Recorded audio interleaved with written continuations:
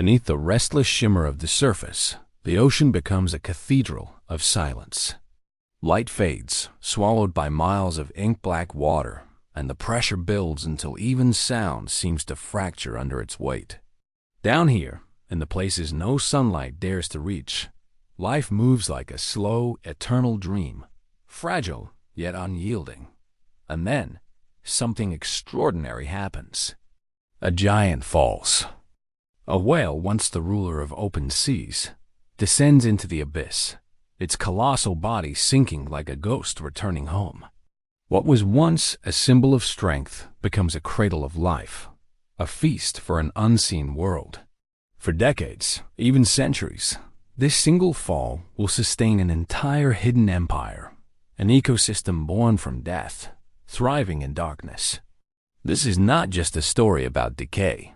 It's a story about renewal, about how the end of one life becomes the genesis of thousands more.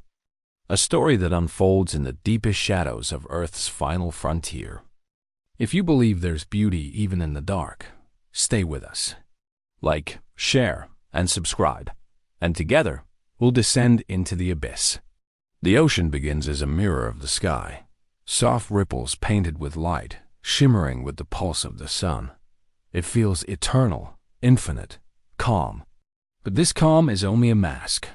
Beneath the glittering surface lies a world that few will ever see, a realm where time itself slows to the rhythm of water. The descent begins not with a splash, but with a surrender, a quiet giving in to the weight of depth, to the gravity of silence that calls all life downward. As we pass through the sunlit layer, colors dance and vanish.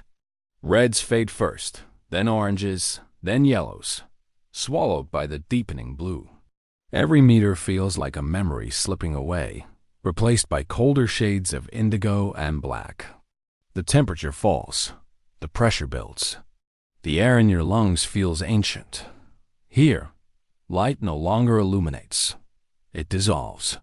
What remains is a strange, haunting stillness, as though the world has been stripped to its bones.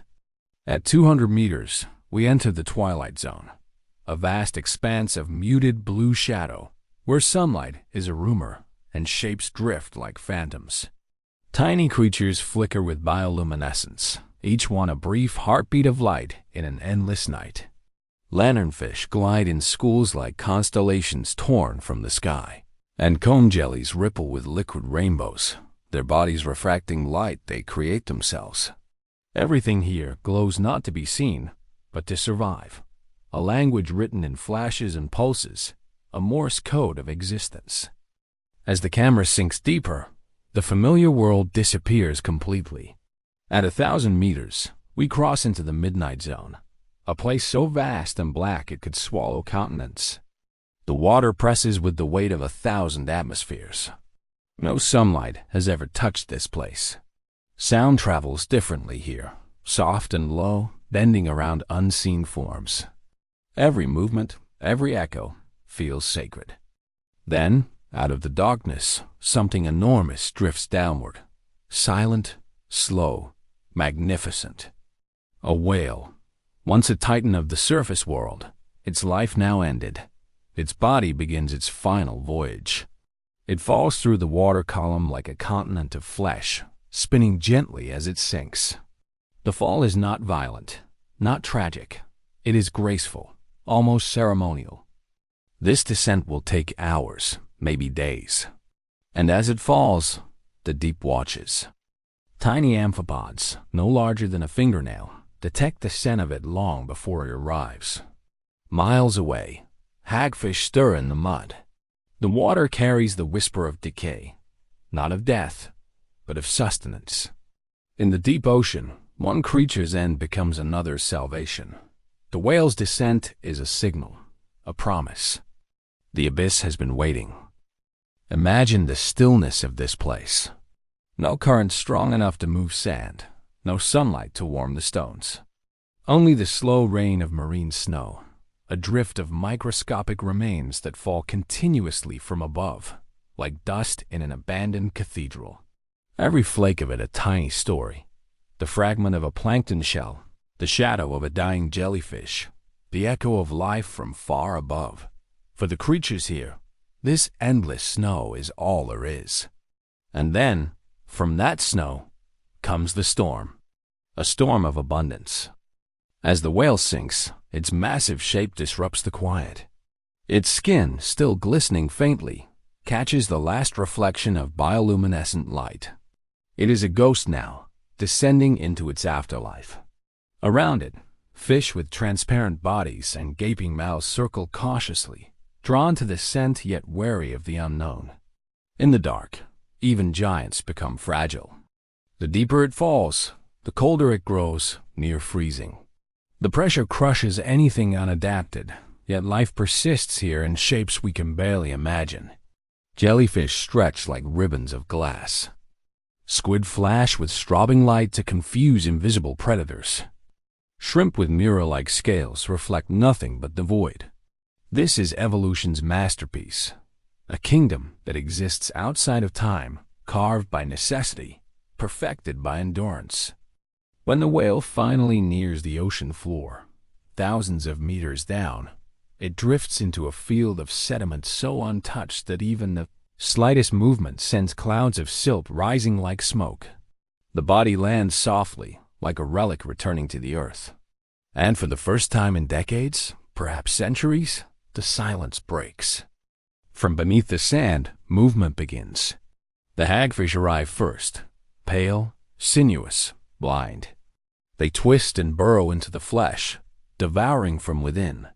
Crabs crawl from crevices, shrimp swarm in shimmering waves, and amphipods gather in the folds of skin. The seafloor becomes alive, feverish, electric.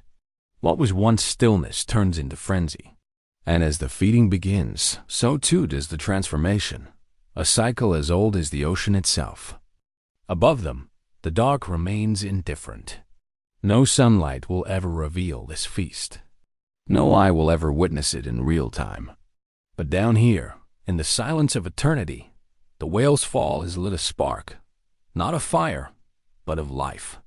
Every movement, every flicker, every heartbeat in the dark now exists because a giant returned to the deep. In the ocean's endless story, there is no true ending, only descent, only renewal, only the quiet truth that even in the deepest darkness, something always stirs. The whale lies motionless on the seafloor, its immense form dwarfed by the surrounding emptiness. It rests like a fallen monument, a cathedral of flesh and bone in a kingdom of silence. The water here is ancient, dense with salt and memory. Every molecule has drifted for centuries before arriving in this forgotten valley, far from the sun, far from the reach of waves or storms. Time moves differently here. It does not pass, it settles. Around the carcass, the first pioneers have arrived. They are creatures of instinct, guided by faint chemical trails that weave through the black water. Hagfish, blind and eel-like, slide through the stillness like whispers. They burrow into the whale's body, feeding not with jaws, but with a slow, consuming patience. Their skin glistens with mucus that shields them from the acid of decay. To human eyes, it might look grotesque. Down here, it is sacred, the first act in a ritual of transformation that has unfolded for millions of years. Each bite releases a cloud of particles, tiny snowflakes of death that drift into the current. Crabs with translucent shells rise from their burrows to seize the drifting scraps. Sleeper sharks, slow, massive, patient, glide from the shadows to take their share. In a place where food is so scarce that a single meal can mean survival for months, this sudden abundance feels like a miracle. But miracles in the deep are never loud. They unfold in silence, as if the ocean itself prefers to keep its secrets. The camera drifts closer, and we see the skin beginning to peel away. Layers of blubber shimmer under the dim bioluminescent glow of nearby jellyfish. A trail of bubbles escapes from the whale's ribs, ghostly sighs released from the trapped air of another world. The texture of the flesh softens, then begins to collapse under the sheer pressure of decomposition. The deep sea has no hurry. It dismantles life with patience, molecule by molecule, until only memory remains. In this darkness, there is a strange poetry, a beauty that defies the logic of comfort. Each creature that feeds is part of something larger, something cyclical. Their hunger fuels balance. Their survival ensures that the nutrients buried within the whale's body are reborn into the ecosystem.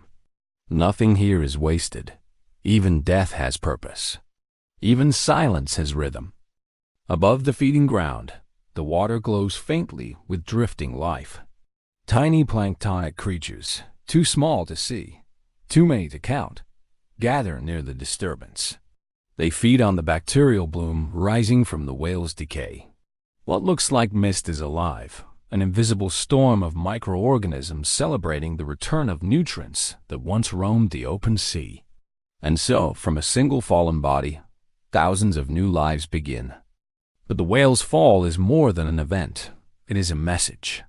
It tells the story of balance, of how every end in nature is also a beginning.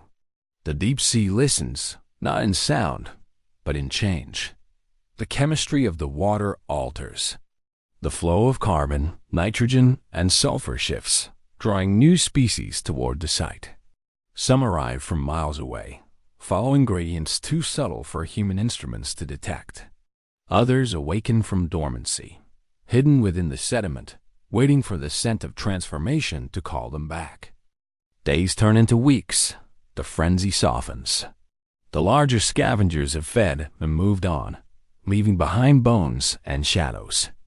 Yet the work of decay has only just begun. Bacteria bloom across the whale's surface, turning its body into a chemical furnace.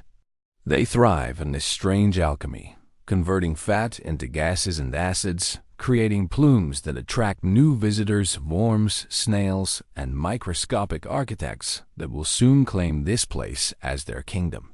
The deep ocean is patient. It builds civilizations not in years, but in centuries. And still, above it all, the water remains utterly black. There is no dawn here, no horizon, no sound of waves. The only movement is the slow ballet of life continuing its quiet work. If one could stand upon the seafloor and look upward, they would see nothing but a void, a ceiling of eternal night. Yet hidden within that night are threads of light, brief glimmers of bioluminescent creatures passing overhead. Their glow is soft, fleeting, but in this world of darkness, even the smallest spark feels infinite. The whale's bones gleam faintly beneath the drifting haze. Already, they are changing color, a pale ivory tinged with the shadows of decay. Around them, the sediment stirs with unseen activity. The ocean has begun to reclaim what it gave. And in this reclamation lies its most haunting truth, that life in the deep does not end. It transforms. For the first time in centuries, the abyss is alive with movement. The current hums with the energy of rebirth. Every flicker, every pulse, every heartbeat beneath this crushing weight tells the same story, a story older than continents, deeper than memory. The story of descent, of death, of life beginning again in the dark. And so the whale rests, no longer a creature of the surface, but a monument to continuity. Around it, the abyss breathes. The silence hums. The deep listens and waits for what comes next. The whale's remains now lie half buried in the soft sediment, its once mighty form reshaped by the slow machinery of time. Around it, the ocean floor is littered with fragments, ribs arched like ivory gates, vertebrae scattered like ancient runes. The scene feels otherworldly, untouched by sunlight, suspended in an eternal twilight. This is the kingdom of pressure and silence, where beauty hides beneath the weight of miles. The surface world may have forgotten this creature, but down here, its legacy is only beginning. The ocean does not rush. It takes centuries to sculpt meaning from decay. The carcass has become more than a meal. It is an anchor, a fixed point in an endless desert. Every current that passes carries whispers of it across the seafloor. faint chemical signals that speak in a language older than sound. These invisible trails stretch outward like unseen veins, calling to creatures that navigate by instinct and memory alone. The whale's story expands, not upward, but outward, threading through the abyss in tendrils of sustenance. Soon, the scavengers that first fed upon the soft tissues are gone, replaced by new colonizers. The hagfish have retreated into the darkness, and with their absence, the whale's body changes again. The blubber and muscle have vanished, leaving a skeleton wrapped in thin layers of tissue that shimmer faintly beneath bacterial film. The bacteria themselves are thriving, feeding on the oils trapped within the bones, releasing sulfides into the surrounding water, invisible plumes that form the foundation for the next stage of life. This is the ocean's slow alchemy. From death, chemistry blooms. From emptiness, architecture emerges. The deep transforms the whale's body into a landscape, a living continent where microbes build invisible cities. To the naked eye, the bones seem lifeless, but under magnification, they pulse with colonies of bacteria glowing faintly blue in the dark. They are chemists of the abyss, turning fat into energy, decay into nourishment. Each molecule they release will feed worms, snails, and countless creatures waiting just beyond the edge of sight. As the camera glides closer, the silence feels sacred, almost reverent. The sediment shifts, and we glimpse movement. Tiny worms emerge from beneath the bones, their slender bodies gliding through invisible tunnels carved in the mud. Their skin glows faintly in the chemical haze. These are the architects of the deep, Osedax, the bone eaters. They have no eyes, no mouths, no need for light. They dissolve bone using acid, extracting sustenance directly from the whale's core. What was once a rib becomes a garden, draped with delicate red plumes waving gently in the current. It is both grotesque and magnificent, a reminder that in the deep sea, beauty wears strange forms. Above the bones, shrimp drift in slow motion, catching falling particles that spiral upward like ash. Crabs patrol the perimeter, their claws brushing the sand in slow, deliberate arcs. Every creature here moves with the patience of centuries. There are no bursts of speed, no sudden escapes. To live in the abyss is to conserve, to exist at the edge of stillness, where every motion must count. In the faint glow of bioluminescence, the seafloor takes on the appearance of a starfield. Tiny sparks flash and fade, each one a life signaling into the void. The scene feels cosmic, as though we are not beneath the ocean at all, but adrift in space, watching galaxies of light swirl through darkness. Perhaps the line between the deep and the infinite is thinner than we imagine. Perhaps the ocean's depths are our planet's reflection of eternity. The whale's skull rests slightly tilted, its empty sockets gazing upward into endless black. Around it, sediment gathers like dust upon a monument. The deep has a way of preserving the grand and the small alike, a perfect democracy of decay. Nothing is wasted here. Even the bones that crumble become nutrients, spreading outward into the sediment, feeding bacteria that will one day nourish plankton far above. It is an endless cycle, quiet but absolute. And yet, even as life flourishes, there is something haunting about this place. The silence feels too vast, too complete, as if the world above has ceased to exist. The only sounds are the faint crackle of chemical reactions, the soft motion of sand disturbed by unseen movements. You can almost feel the heartbeat of the earth, slow, deep, ancient, pulsing through the water. The camera lingers on a final image, a single rib, half buried, covered in threads of red and white worms. They sway gently in the invisible current, feeding on a world that no longer exists, yet giving birth to one that soon will. Around them, shadows move, faint and ghost-like. New creatures approach from the black horizon, drawn by scent, by hunger, by the eternal pull of life toward life. The descent is complete, yet the story has only begun. The whale has reached its final resting place, but the ocean is just beginning its work. Down here, there are no funerals, no mourning, only transformation. The deep takes what falls, and through its patient hands, turns it into something more. In this quiet cathedral beneath the waves, life is reborn from silence. And in that silence, if you listen closely, you can almost hear the ocean breathe. The whale's fall has become more than a spectacle of biology. It has become a world. Around its bones, the ocean floor has changed, reshaped by the quiet persistence of life. The sediment, once smooth and barren, now stirs with subtle movement. Bacteria bloom like underwater mist, forming halos around the skeleton. Worms weave through the mud like threads in a tapestry, and strange, jelly-like organisms drift past in translucent silence. What began as an ending has evolved into a beginning so vast it could span centuries. The camera glides through the darkness, tracing the gentle rise and fall of the whale's bones. Each one tells a story of weight, of endurance, of quiet surrender. Tiny amphipods dance in clouds of sediment, scavenging for molecules invisible to the human eye. To them, this feast is a universe. The skeleton is their mountain range, their skyline, their home. The deep sea has turned death into architecture, building cathedrals of bone upon the silence of the abyss. Above the sight, faint streams of glowing particles drift downward like starlight falling in reverse. They are remnants of life from the shallows, the constant snow of the ocean, made of plankton, dust, and decay. Yet even this endless rain pales beside the transformation below.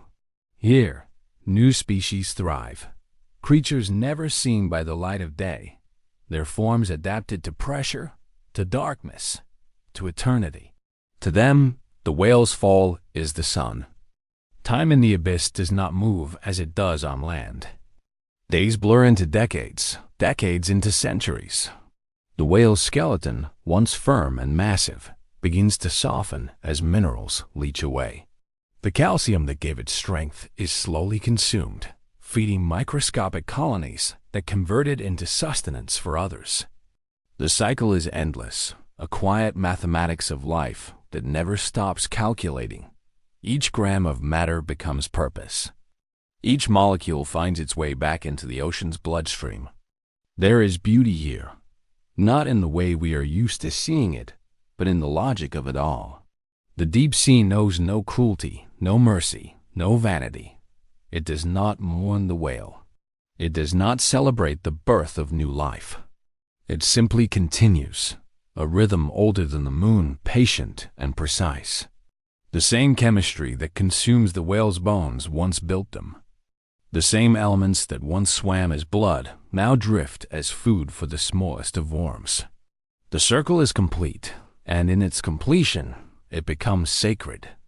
As the years pass, the sight transforms again.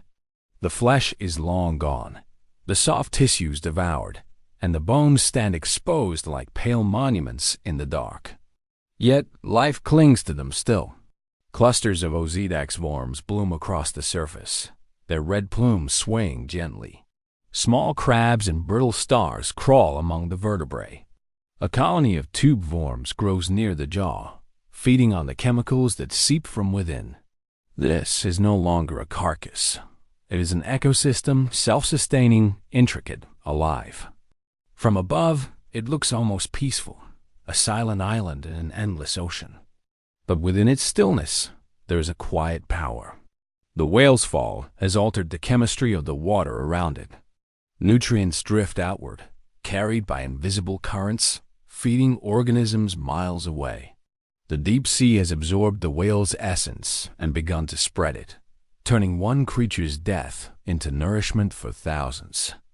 And somewhere above, far beyond the reach of pressure and dark, the descendants of this whale's kin continue to swim through blue horizons, unaware that one of their own has become the heart of an unseen empire below.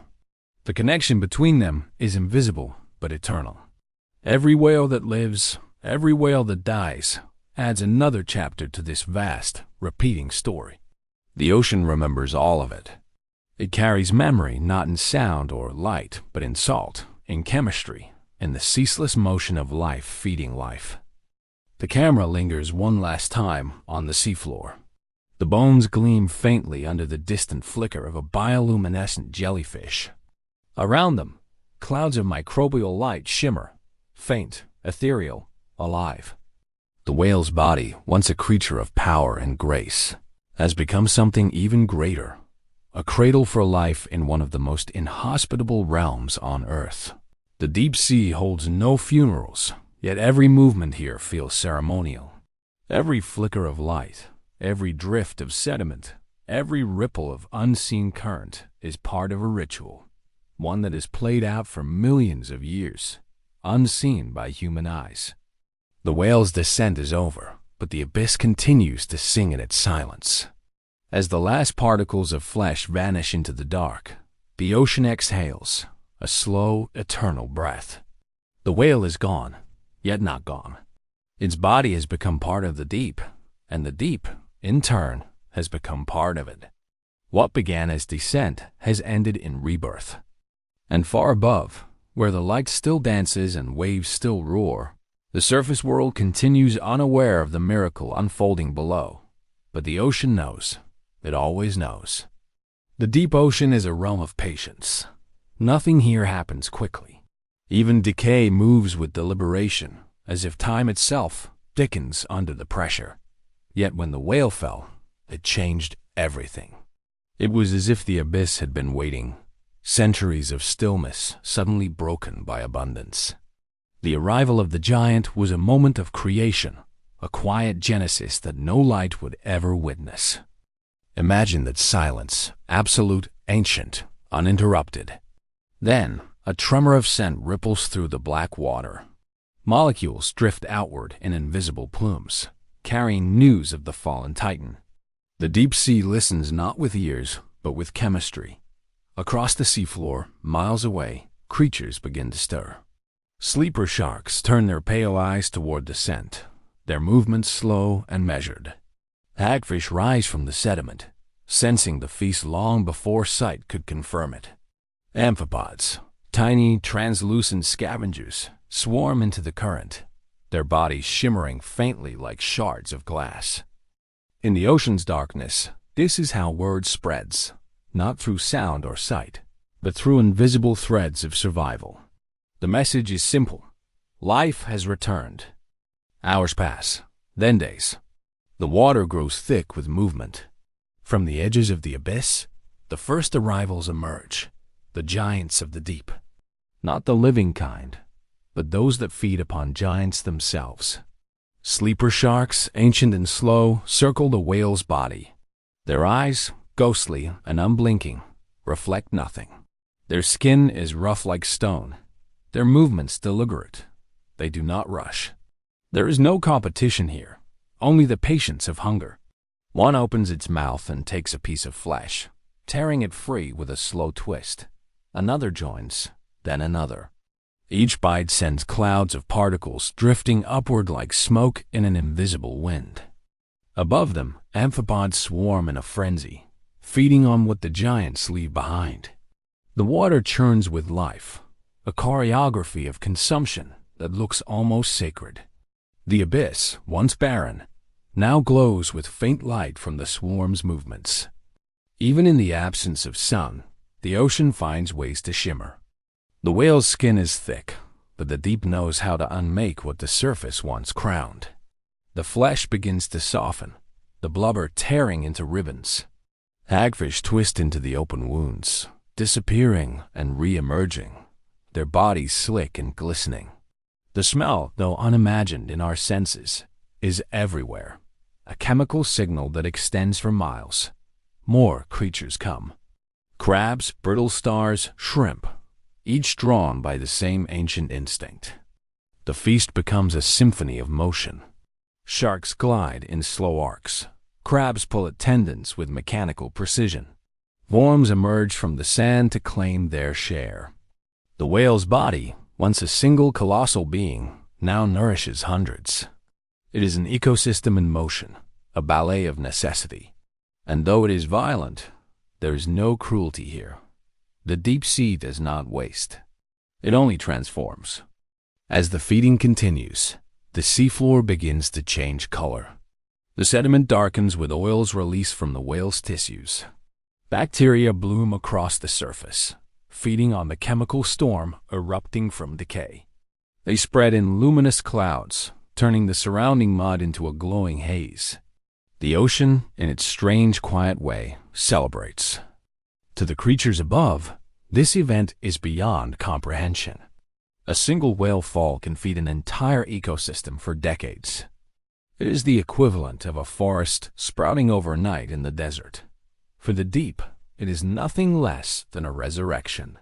The chemistry of life, once confined to the surface world, now flows freely here in the dark. The camera pans slowly over the sight. The vast curve of the whale's spine, the slow rotation of scavengers gliding in and out of view, the shimmer of bacterial light coating the bones. It looks almost serene. Yet beneath that serenity lies a kind of fierce devotion, the deep ocean's absolute refusal to let anything go to waste. Life here does not resist death. It completes it. The sharks move on, their bellies heavy, their hunger eased for now.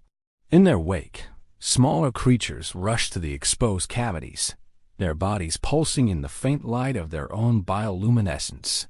They clean what remains, breaking the great body into fragments small enough to feed even the invisible. The process is perfect in its precision, brutal, beautiful, inevitable.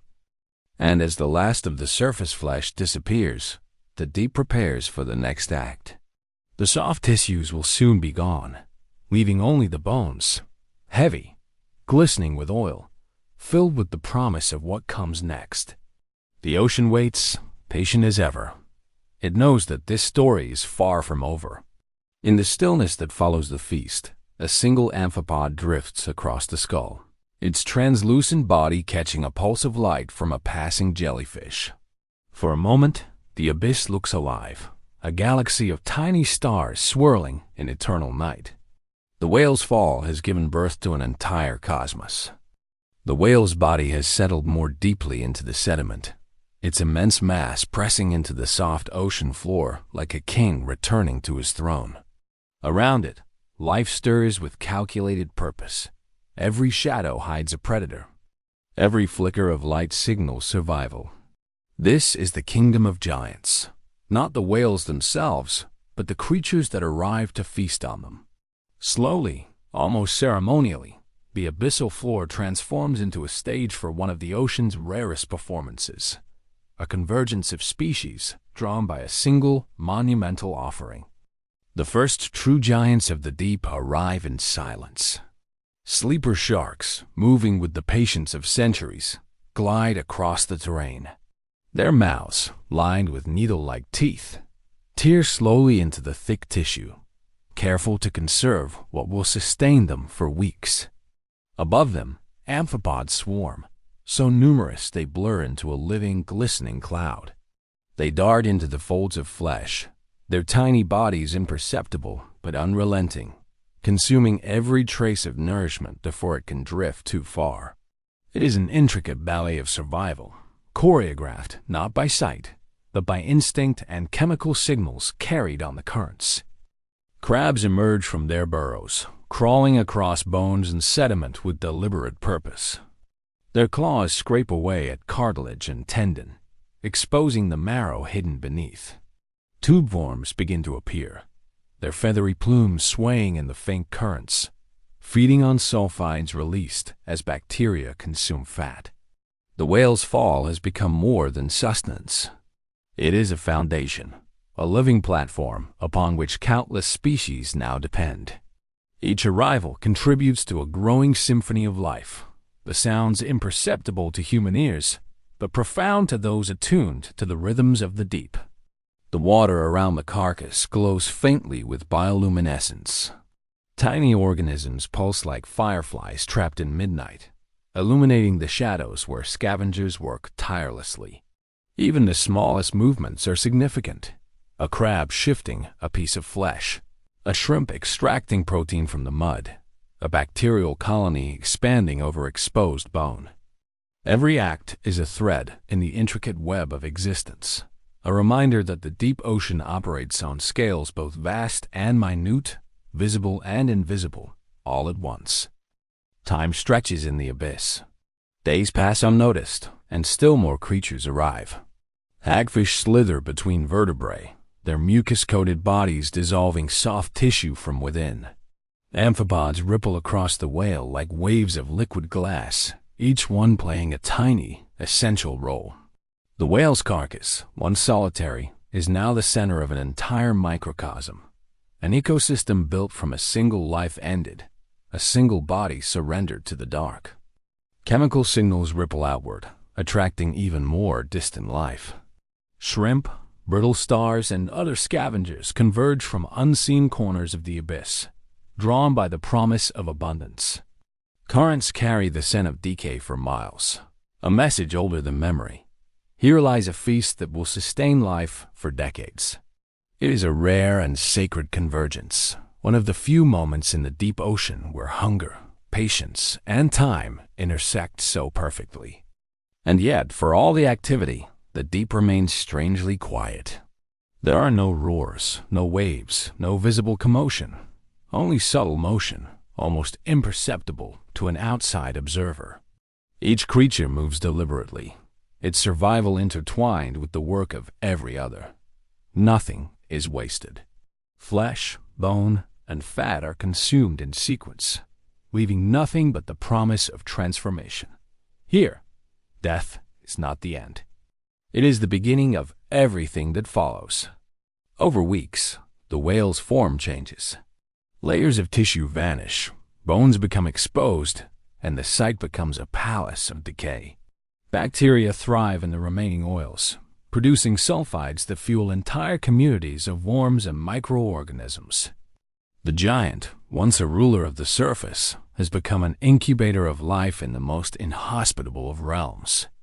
Even its final journey contributes to the perpetuation of species, a silent testament to the ocean's patient logic. In this eternal night, life pulses quietly yet insistently. Bioluminescent flashes highlight the edges of the whale's bones, where tiny creatures work tirelessly. Currents carry chemical messages outward, ensuring that even those far from the carcass will eventually benefit. The abyssal plain has been transformed, not by storm, not by fire, but by the quiet arrival of a giant and the meticulous consumption that follows. And so the whale's fall has done more than feed the deep. It has reshaped it. A once empty expanse of mud and sediment is now alive with movement, color, and life, too subtle to see from above. The abyssal giants have arrived, yet the story is far from over. The bones will remain, a foundation for centuries, and the creatures that thrive here will continue to write the next chapters in the unending tale of life in the deep. Weeks have passed since the whale first reached the seafloor, yet the site remains alive with motion. The skeleton, stripped of flesh, gleams pale in the faint luminescence of bioluminescent plankton drifting above.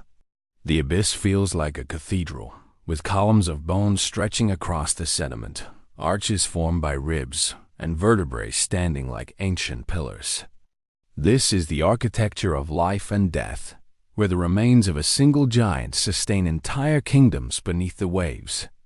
The chemical traces from decay ripple outward through the water, reaching creatures that have yet to arrive.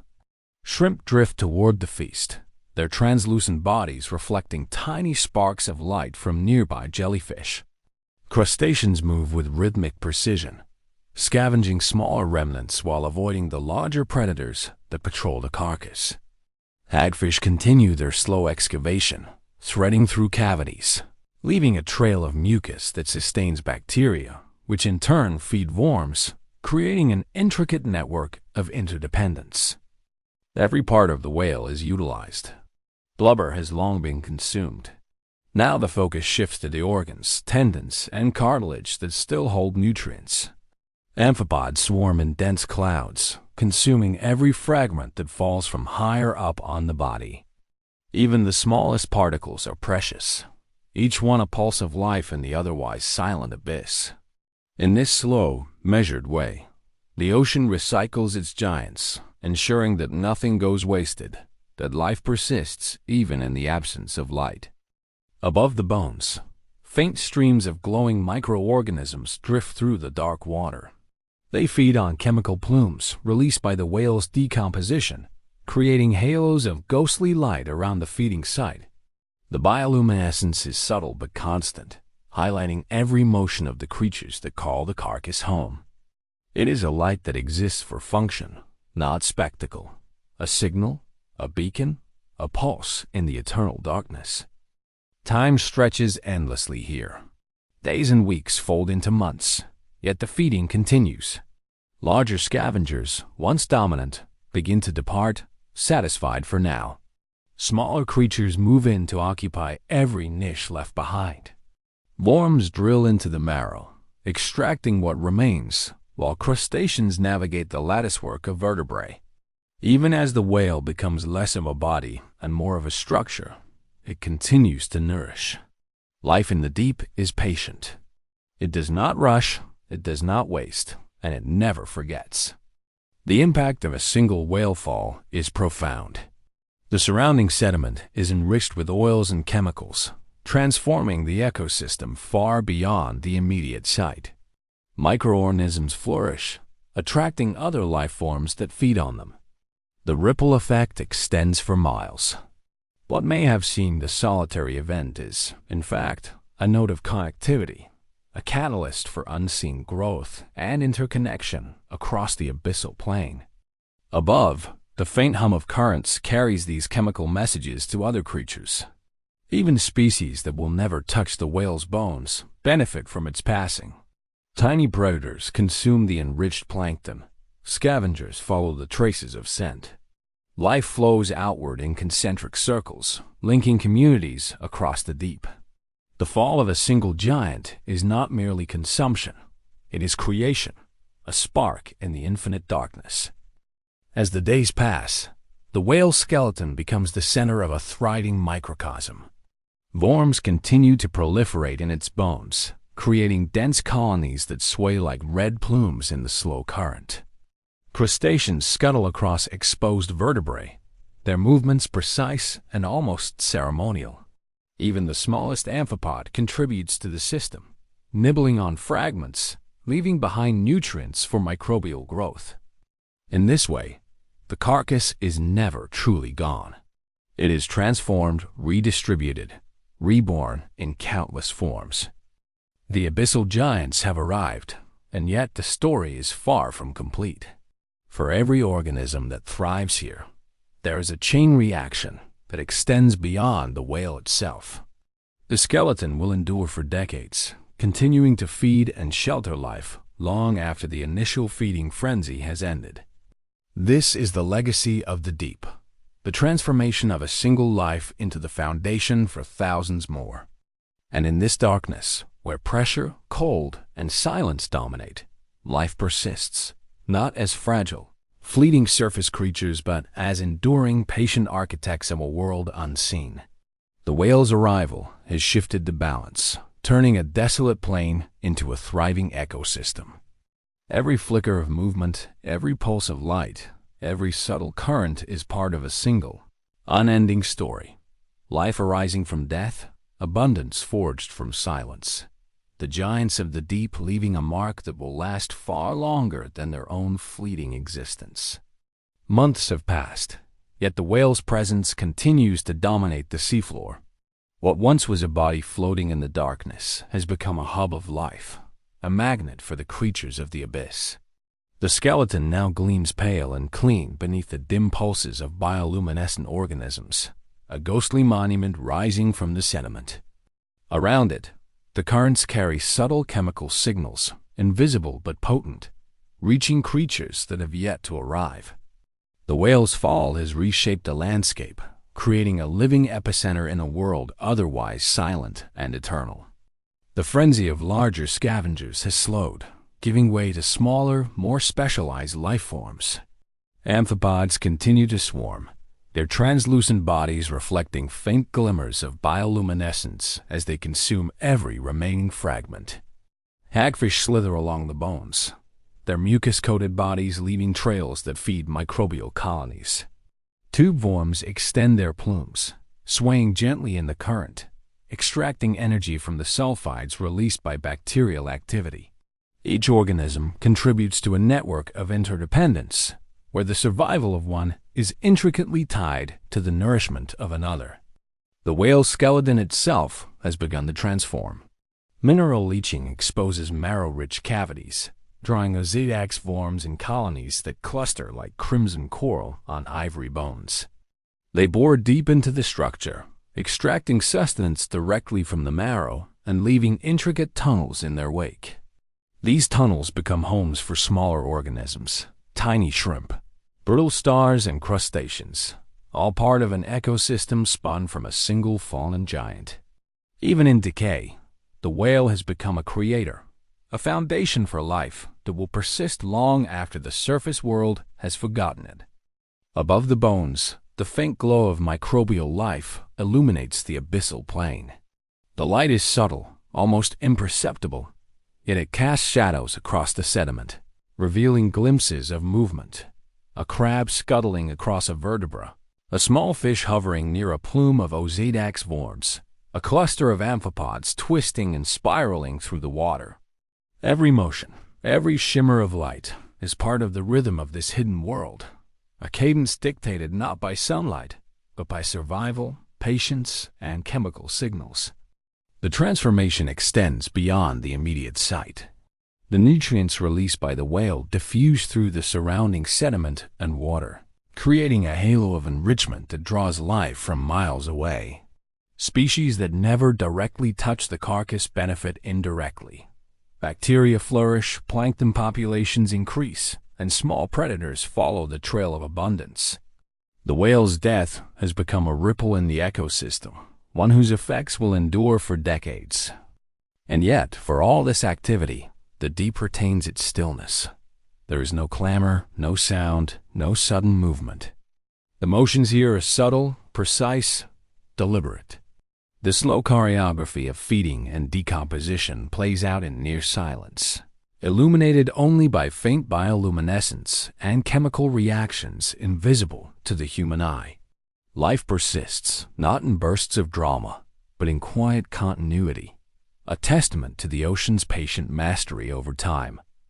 As months turn into years, the bones remain a vital resource.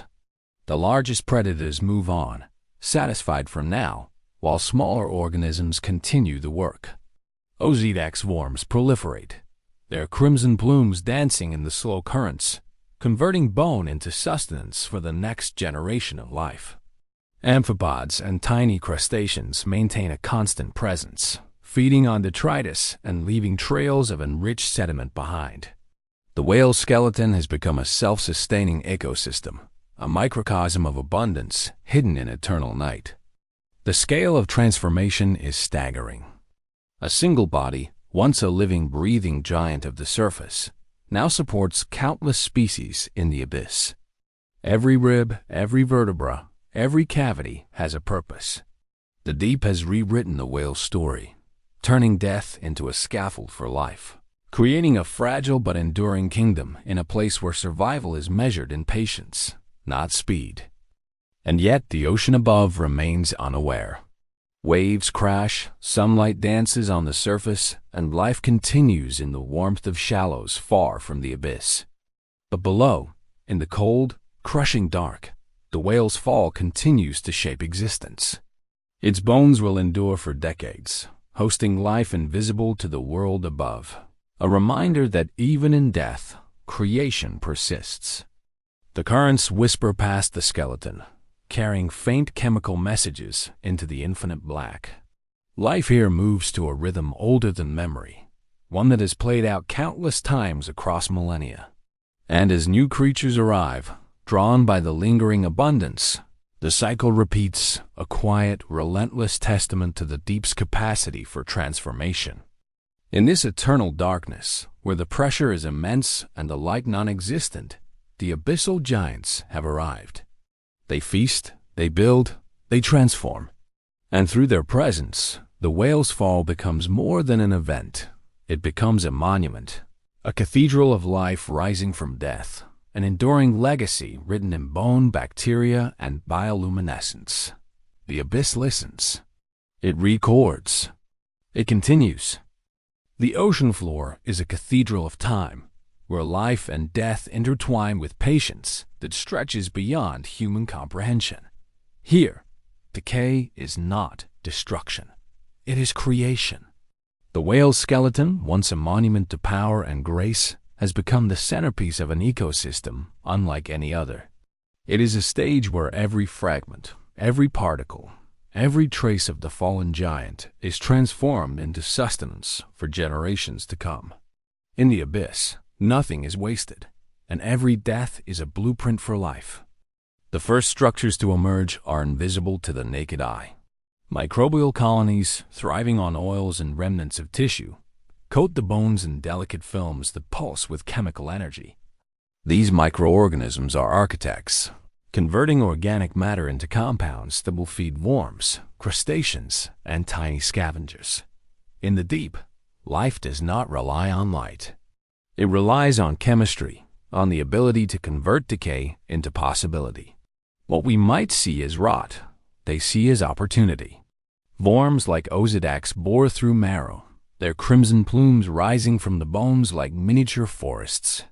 Each burrow is a tunnel of transformation, where nutrients are harvested and the skeleton is slowly hollowed, creating habitats for smaller organisms. Tube worms sway gently in the currents, feeding on sulfides released by bacterial activity, their presence adding to the intricate latticework of life forming around the carcass. The skeleton is no longer just remains. It is a foundation, a framework, a city in the dark.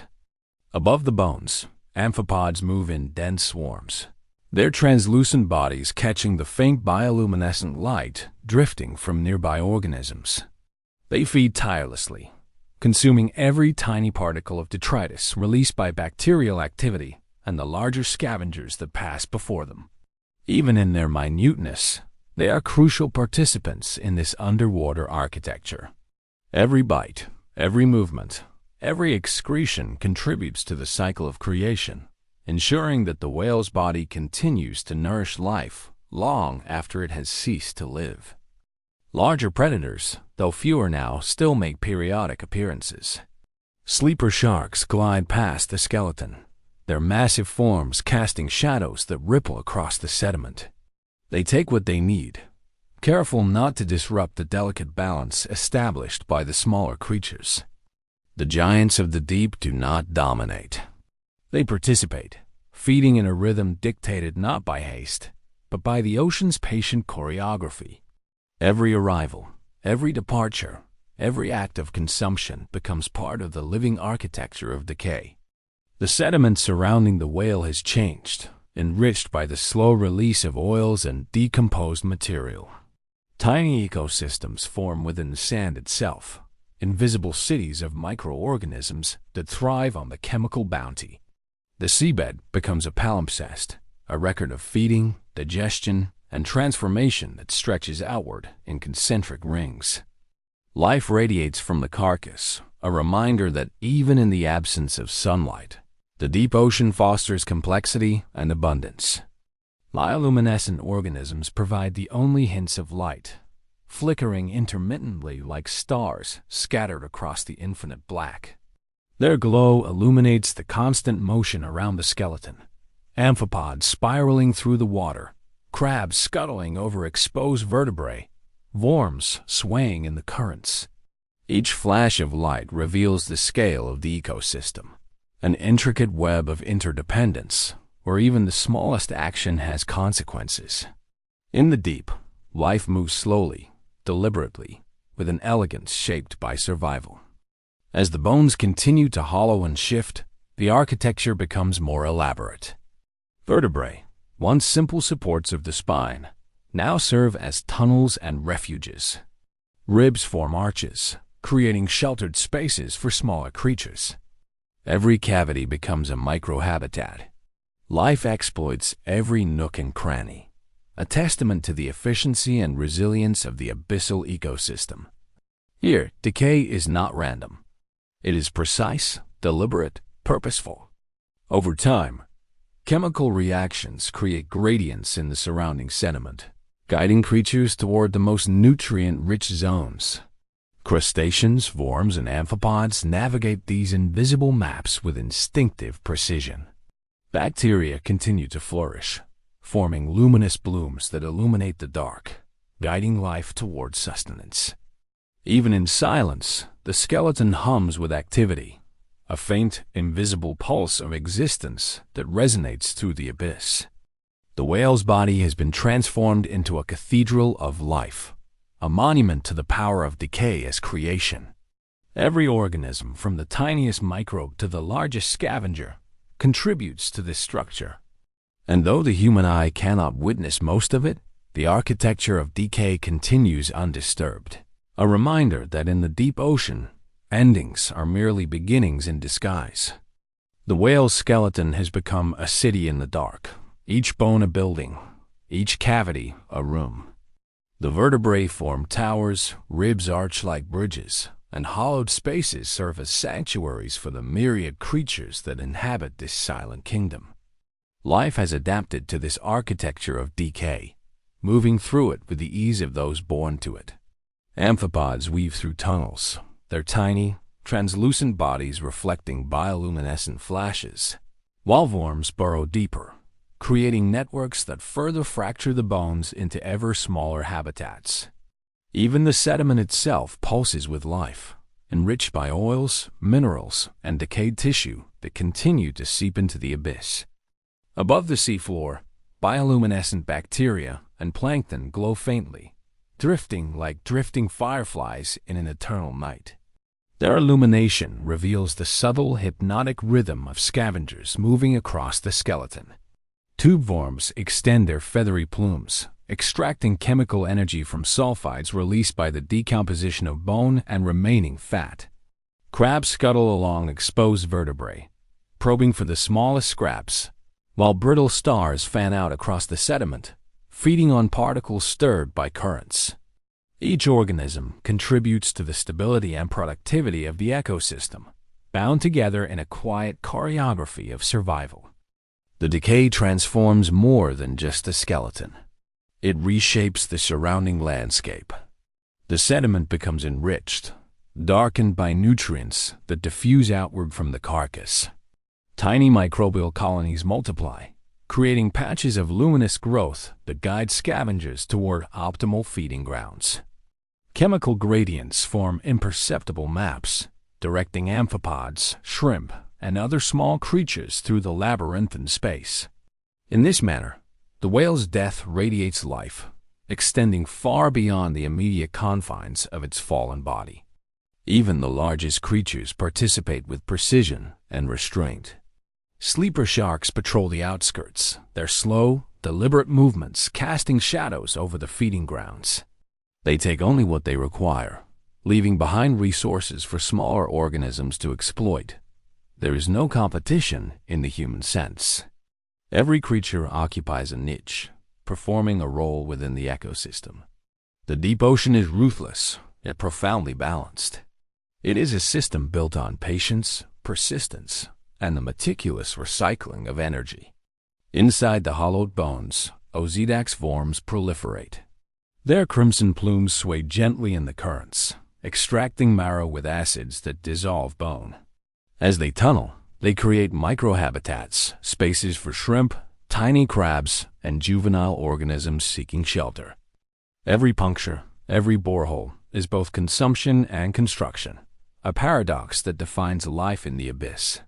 The bones, once rigid and inert, now pulse with invisible activity, a testament to the transformative power of decay. Over time, the skeleton becomes more fragile, more intricate, yet more essential. Every vertebra, every rib, is colonized by organisms that feed, breed, and die, leaving behind waste that fertilizes the next generation. Life spirals outward, feeding on decay while simultaneously creating new opportunities for life. The whale's fall has become not a single event but a continuous process, one that will persist for decades, shaping the seafloor and sustaining countless species. Above the bones, currents carry chemical signals across the abyss. These plumes attract organisms from afar. Amphipods arrive in swarms, drawn by nutrients. Shrimp follow the trail. Even distant fish are guided by the scent of decay. The influence of the whale extends beyond its immediate surroundings, a force of ecological connectivity that binds distant communities together. Every organism that responds to these signals contributes to the stability and resilience of the abyssal ecosystem. The bioluminescence of microorganisms paints the seafloor in shifting patterns of light, revealing fleeting glimpses of the activity that would otherwise go unnoticed. Amphipods twist through the water in swirling clouds. Tube worms wave in synchronized pulses, and crabs navigate the maze of bones with deliberate efficiency. The skeleton itself has become a living framework, a three-dimensional map of survival that illustrates how life thrives even in the most extreme conditions. And still, the ocean remains quiet. There is no rush, no spectacle beyond the subtle interplay of light, shadow, and movement. The architecture of decay is a silent testament to time, patience, and resilience. Here, in the crushing cold and absolute darkness, the whale's body continues to sustain life, guiding an entire ecosystem through cycles of death, consumption, and regeneration. In the deep, the skeleton is no longer a relic. It is a living monument. Every particle of bone, every trace of fat, every microbe contributes to a system that endures far beyond the life of any individual. The architecture of decay is complete in its function, yet ever-changing in its details. It is a story without words, written in movement, chemistry, and the quiet persistence of life. Time in the abyss is a fluid concept, stretching infinitely as the whale's skeleton becomes more than a carcass. It is a blueprint of life. Each vertebra now hosts entire communities. Osedax worms burrow into marrow-rich hollows, their crimson plumes swaying like miniature forests in the faint currents. Tube worms extend delicate tendrils, feeding on sulfides and forming intricate networks across the bone's surface. Even the sediment surrounding the whale vibrates with hidden energy, enriched by chemical deposits and microbial activity. Life has molded the fallen giant into both habitat and sustenance. Amphipods move in dense, translucent swarms, weaving through tunnels and crevices as if performing a silent dance. Their sheer numbers blur the outlines of the skeleton, creating the impression of living mist hovering over the seafloor. Tiny shrimp glide across vertebrae and ribs, feeding on detritus stirred by movement, while small crustaceans navigate the labyrinth of hollowed bones with purposeful precision. Every motion, no matter how slight, is part of an interconnected rhythm, a choreography dictated by survival, resourcefulness, and instinct, honed over eons. The whale's bones themselves are changing. As acids released by Osedax and other microorganisms bore deeper, the skeleton softens, hollowing in ways that allow new microhabitats to emerge. Small fish and juvenile crustaceans find refuge in these cavities, sheltered from predators while feeding on microbial blooms. Even the sediment is transformed, enriched with oils, proteins, and minerals. It supports a hidden community of life that radiates outward from the whale, carrying the influence of the fall across the abyssal plain. Above, bioluminescent flashes illuminate the scene in soft, intermittent pulses. Bacteria glow faintly along the ribs and vertebrae, their light reflecting off swarming amphipods and swaying worms. Shadows twist and ripple as currents flow across the bones, revealing movement that seems almost choreographed. It is a subtle hypnotic ballet, unfolding in silence, a hidden world whose drama is as profound as any storm on the surface. Larger predators, though no longer feeding directly on flesh, patrol the outskirts. Sleeper sharks glide past the skeleton, their massive forms imposing but cautious, leaving smaller creatures undisturbed. Their presence is a reminder that even here, in the most extreme darkness, life balances delicately between survival and coexistence. The abyss is neither cruel nor merciful. It is precise. It ensures that energy flows efficiently, that every fragment of the whale's body is transformed into life again and again. The whale's fall has ripple effects that extend far beyond the skeleton itself. Nutrients leach into the surrounding sediment, nourishing microbial mats that form luminous patches along the seafloor. Currents carry chemical plumes outward, signaling distant creatures to the feast below. Amphipods, shrimp, and other scavengers respond, navigating invisible maps of scent and chemistry that guide them toward sustenance. The whale's death has become a hub of connectivity, linking life across miles of seemingly barren ocean floor. Over years, the bones continue to degrade yet retain structural significance. Ribs form arches and bridges. Vertebrae create tunnels and chambers, each feature exploited by organisms seeking food, shelter, or breeding sites. Every cavity hosts activity. Worms burrow, amphipods swarm, crustaceans forage, bacteria flourish. The skeleton is simultaneously fragile and resilient, a paradox that defines life in the deep. Even as decay advances, creation persists. The faint glow of bioluminescence continues to illuminate the subtle movements of life. Tiny flashes of light reveal amphipods spiraling, tube worms waving, and osedax plumes swaying. Shadows ripple across the sediment as currents shift, highlighting the meticulous precision of this hidden world. Every organism contributes, every action resonates. The whale's skeleton is no longer a relic of death. It is a dynamic structure, alive with interaction, interdependence, and transformation. And as centuries will eventually pass, this architecture of decay will endure. The whale's bones, though gradually consumed, will remain long enough to sustain multiple generations of abyssal life. Its fall has become a cornerstone in the endless cycle of life and death, a testament to the power of transformation in one of the most extreme environments on Earth. In the deep, endings are rarely final. They are foundations, frameworks, monuments, blueprints for the continuation of life. The architecture of decay is complete in its purpose, yet ever-changing in its detail. Every tunnel, every cavity, every particle of bone serves a role, feeding countless species in ways both visible and unseen. The whale's body has been reimagined by the deep, not as a corpse, but as a cathedral of life, a living structure, a silent symphony, a monument to the resilience and persistence of existence in the abyss. The skeleton of the whale now stands as a permanent monument on the abyssal plane, a structure carved by time, biology, and chemical alchemy.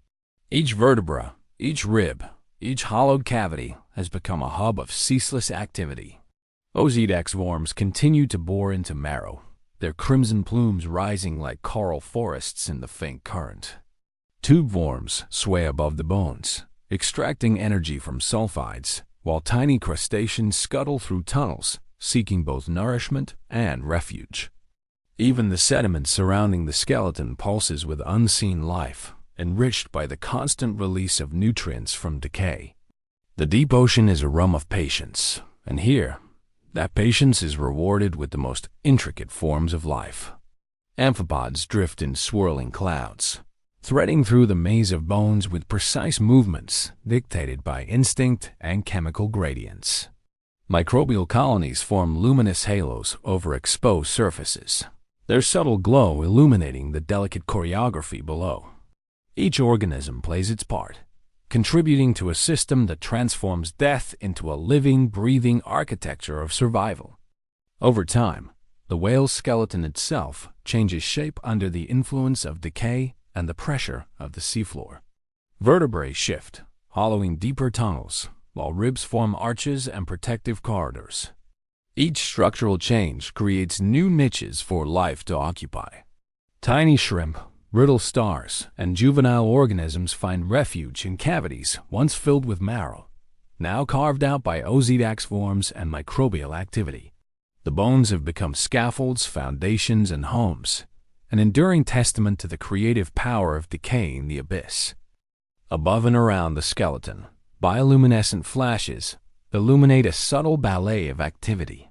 Amphipods swirl like living mist, tube worms sway rhythmically, and worms and crustaceans move through tunnels in endless cycles of feeding, reproduction, and movement. Even in the crushing darkness, the site pulses with life, a silent symphony orchestrated by millions of interactions. It is a reminder that the deep ocean is not barren, but alive with precision and purpose. The influence of the whale's fall extends beyond the immediate site. Nutrients leach into the surrounding sediment, enriching it and creating fertile zones that support distant microbial mats.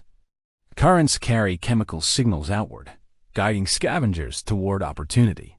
This cascade of influence transforms the surrounding seafloor, linking organisms across miles of abyssal plain.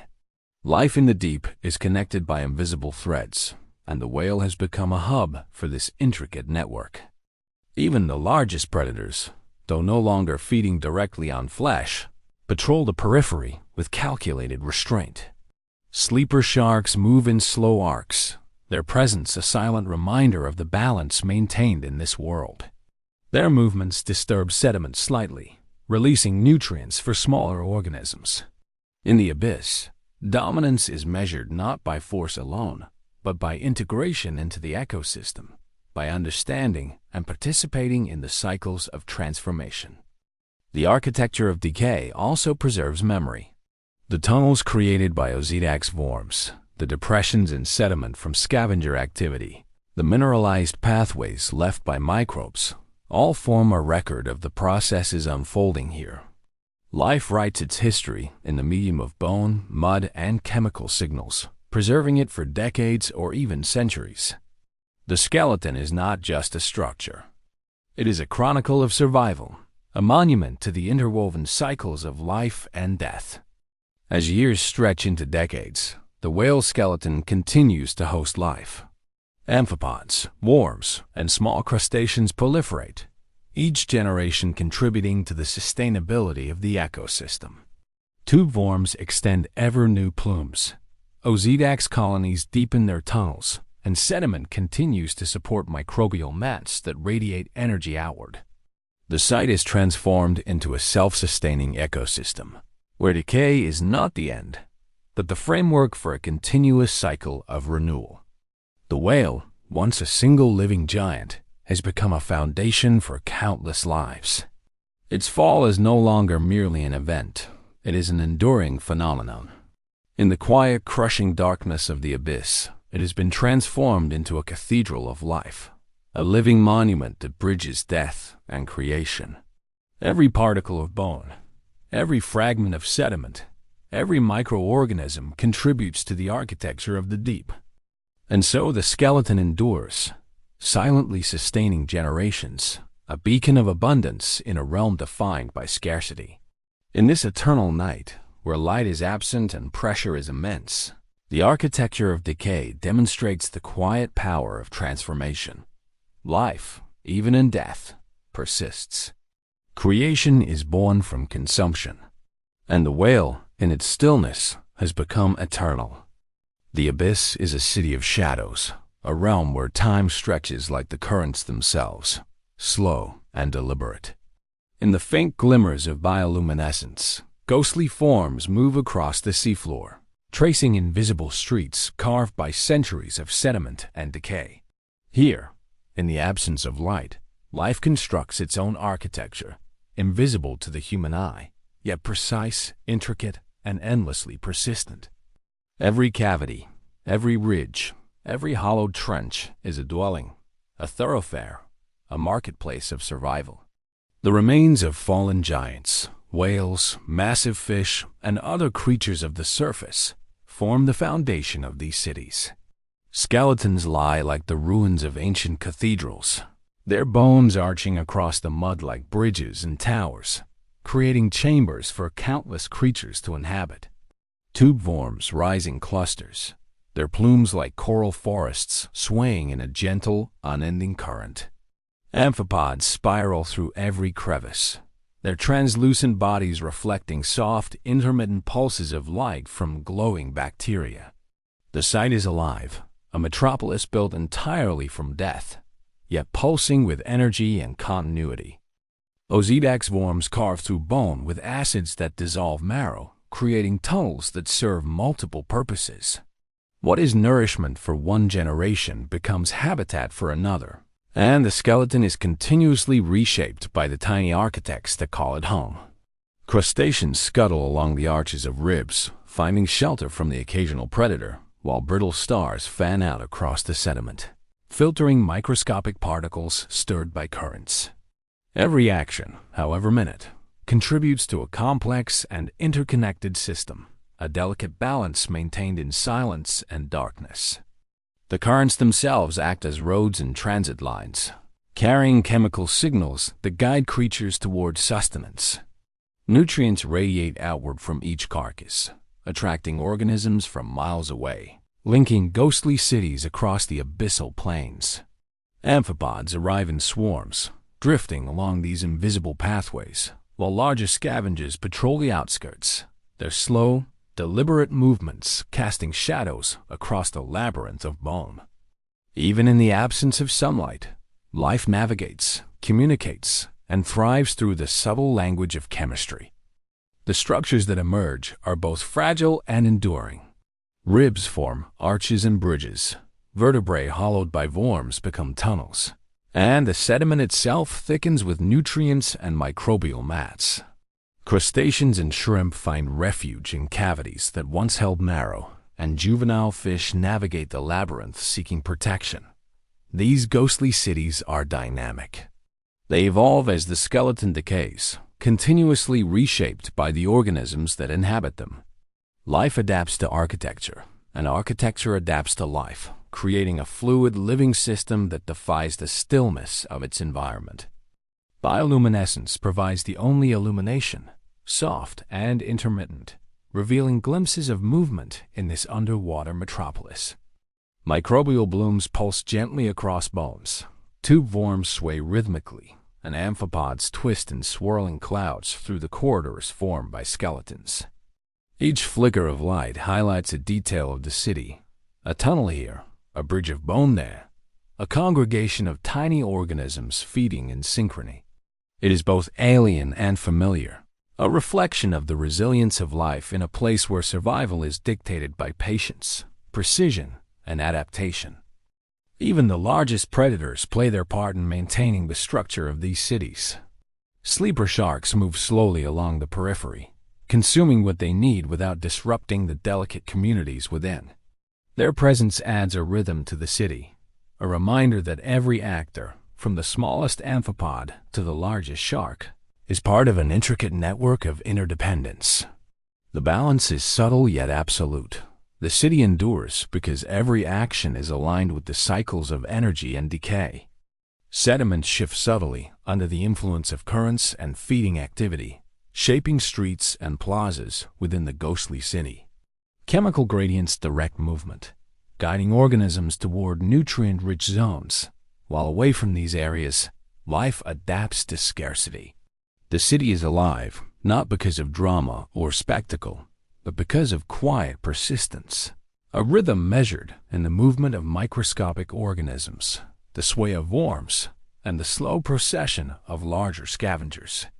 Here, in the crushing cold and eternal dark, the ocean has built cities without architects, without engineers, without sight. Every corridor, chamber, and tunnel is the product of survival, a testament to life's ingenuity under the most extreme conditions. Ghostly, silent, and persistent, these cities are monuments to transformation, to decay as creation, to the enduring power of life in the abyss. The whale falls, the skeleton remains, and the city grows. Life finds its way, navigating the structures created by those who came before, shaping its environment even as it adapts. In these ghostly cities, Death becomes the foundation for life, and the abyss, though invisible to the world above, hums with activity, connection, and continuity. The city of the deep is invisible to the human eye, yet it is sprawling, intricate, and astonishing in its precision. What begins as a single whale fall expands into a complex ecosystem, a metropolis constructed entirely from decay, chemical signals, and the labor of countless organisms. The bones themselves are not merely remnants of the past, but active participants in shaping the community. Vertebrae, once solid spines of a living giant, have become towers and tunnels, their surfaces colonized by microbial mats and Osedax worms. Ribs arch overhead like bridges, connecting different chambers, providing shelter and passage for amphipods, shrimp, and juvenile fish. Every hollowed cavity becomes a room. Every fracture in bone becomes a passageway, and every particle of sediment is an avenue for life to traverse. Osedax worms are the engineers of this ghostly city. Their crimson plumes rise like miniature coral forests, swaying in slow, hypnotic rhythms with the currents that move through the seafloor. Using acids to bore into marrow, they convert bone into nourishment, while simultaneously creating tunnels that house other life forms. Tiny shrimp slip in and out of these channels, feeding on microbial colonies that flourish on the waste left by the worms. Even the most minuscule amphipods exploit the crevices, spiraling through them with astonishing coordination, forming living clouds of translucent bodies that shimmer faintly as they move in unison. Each organism's actions, while seemingly individual, contribute to the larger structure, reinforcing the city and perpetuating the cycle of life. Tube worms add another layer to this architecture, clustering in dense arrays along exposed bone surfaces. Their feathery plumes pulse gently in the current, filtering sulfides produced by bacterial decomposition of fat and organic material. They act both as nutrient processors and as visual markers in the dark, their swaying forms adding a sense of rhythm to the ghostly metropolis. Crustaceans scuttle over these structures with meticulous care, avoiding predators while taking advantage of the hidden abundance. The architecture of decay is alive, flexible, and intricately interwoven, an entire ecosystem suspended within a skeleton that still holds echoes of the life it once carried. Above and around the skeleton, bioluminescent organisms illuminate corridors and open chambers. Microbial blooms coat the bones in a faint, eerie glow, revealing the constant activity of the amphipods spiraling through tunnels and crevices. The soft pulses of light highlight the subtle choreography of movement. Tube worms wave, crabs scuttle, worms burrow, and small fish weave through the arches of ribs. The city is alive not because of its scale or grandeur, but because of its persistent activity, a symphony of survival that has been playing for months and will continue for decades. The influence of the whale extends far beyond the immediate site. Nutrients leach into the surrounding sediment, enriching patches of the abyssal floor and creating microhabitats that attract additional life. Chemical plumes drift with the currents, signaling distant amphipods, shrimp, and even small fish that sustenance is available. These invisible pathways link ghostly cities across the seafloor, creating networks of interdependent life that span miles of darkness. Life in the abyss is patient, but it is never isolated. Every event, every decay, every skeleton has the potential to affect ecosystems far beyond its immediate surroundings. As the skeleton continues to transform, vertebrae hollow into chambers that accommodate small colonies of crustaceans and worms.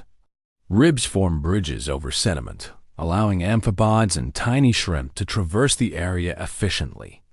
The sediment itself is enriched and darkened, hosting microbial mats that feed on chemical runoff. These mats, in turn, become nourishment for small invertebrates, whose waste continues to fertilize the environment, sustaining a cycle of continuous productivity. The architecture of the city is both functional and adaptive, responding to the constant pressures of feeding, growth, and decomposition. Even larger predators play roles in this ecosystem. Sleeper sharks patrol the outskirts of the skeleton, moving with measured care. Their slow movements stir sediment, releasing nutrients and exposing hidden microbial colonies. They consume what they need, but leave behind structures and resources for smaller organisms, reinforcing the balance that governs this silent city. The interplay of predator and prey, of consumption and shelter, of decay and construction, ensures that the ghostly metropolis thrives with remarkable efficiency and precision. The bioluminescence is more than illumination. It is a form of communication, a signal for movement, feeding, and mating. Plumes of glowing bacteria reveal the paths that amphipods follow. Tiny flashes of light emanate from worms feeding in the marrow, and subtle glows highlight the paths of juvenile crustaceans seeking shelter from occasional predators. The city is dynamic. Even in stillness, currents and chemical gradients maintain flow, directing organisms toward opportunities and sustaining a constant rhythm of activity. Over years, this city grows in complexity. Oz's tunnels expand and interconnect, forming networks that guide other organisms through the skeleton. Tube worms form dense neighborhoods along rib arches, while amphipods create swirling highways through tunnels and open spaces. Crustaceans scuttle in patterns dictated by the architecture, exploiting the abundance created by the decaying skeleton. Juvenile organisms use the structures for protection, feeding, and growth, ensuring the next generation continues to inhabit the city long after the initial whale fall. The city is a monument to patience and interdependence. Life here is neither fast nor chaotic. It is a careful, deliberate orchestration, a continuous transformation of decay into sustenance, of death into infrastructure. Each particle, each organism, each chemical reaction contributes to the broader architecture. The whale has become more than a body. It is a foundation, a living structure, a cornerstone for survival in one of the most extreme environments on Earth. And yet, despite the complexity, the ghostly city remains silent. There is no roar, no visible commotion beyond the pulses of light and the subtle shifts of sediment. Time is measured in months and years, not hours or days. Currents carry nutrients and chemical signals across the abyssal plain, linking life across unseen distances. Life thrives in this slow rhythm, building and inhabiting structures that may persist for decades, a testament to the enduring power of the deep ocean's cycles. The city grows, evolves, and persists. Vertebrae hollow into new tunnels, ribs arch into new bridges, and sediment thickens into fertile streets. Amphipods, shrimp, and worms move tirelessly, sustaining the ecosystem and reshaping the city itself. Even the skeleton's degradation contributes to life. Each layer removed or hollowed forms new spaces, feeding new generations of creatures. Death has become creation. Consumption has become architecture, and the abyss is alive with invisible cities built on patience, persistence, and the silent rhythms of survival. In this eternal darkness, where pressure is immense and sunlight absent, ghostly cities rise, expand, and endure. Life persists, meticulously, silently, transforming decay into structures that sustain generations. The whale's fall, once a solitary event, has become the blueprint for a metropolis that bridges death and life, chaos and order, destruction and creation. Every tunnel, every chamber, every living organism contributes to the city's resilience. And through them, the deep ocean hums with continuity, connection, and quiet brilliance. The ghostly cities of the abyss are both ephemeral and enduring, born of death but sustained through life. The whale skeletons, which once floated majestically through the surface waters, now lie inverted on the seafloor, their bones transformed into the foundation of entire communities. Vertebrae form towers, rising from the sediment like monolithic pillars, while arches of rib bones create natural bridges and tunnels. These structures provide shelter for innumerable creatures, each fulfilling a role in the ecosystem's silent choreography. Tiny shrimp scuttle along the bone, their antennae sweeping delicately for chemical cues. Amphipods swirl in the water above like translucent smoke, drifting along invisible currents while microbial colonies cling to the surfaces beneath, pulsing faint glows of bioluminescence that illuminate the city's hidden thoroughfares. Within the hollowed bones, Ozidax worms continue their tireless work. Their crimson plumes sway in the currents, extracting marrow and creating intricate tunnels that feed entire generations of other organisms. The tunnels themselves have become highways, corridors through which tiny crustaceans move with precision and purpose. Every borehole, every fragment consumed, is an act of creation as much as consumption. Life in these ghostly cities is meticulous, deliberate, and interconnected. Even the smallest amphipod contributes to the ecosystem, feeding on detritus and leaving behind nutrients that fuel bacterial mats. Tube worms cluster densely in certain areas, their feathery plumes waving like delicate banners in the dark. They extract sulfides released by decomposition, converting chemical energy into biomass that sustains themselves and indirectly supports other life forms.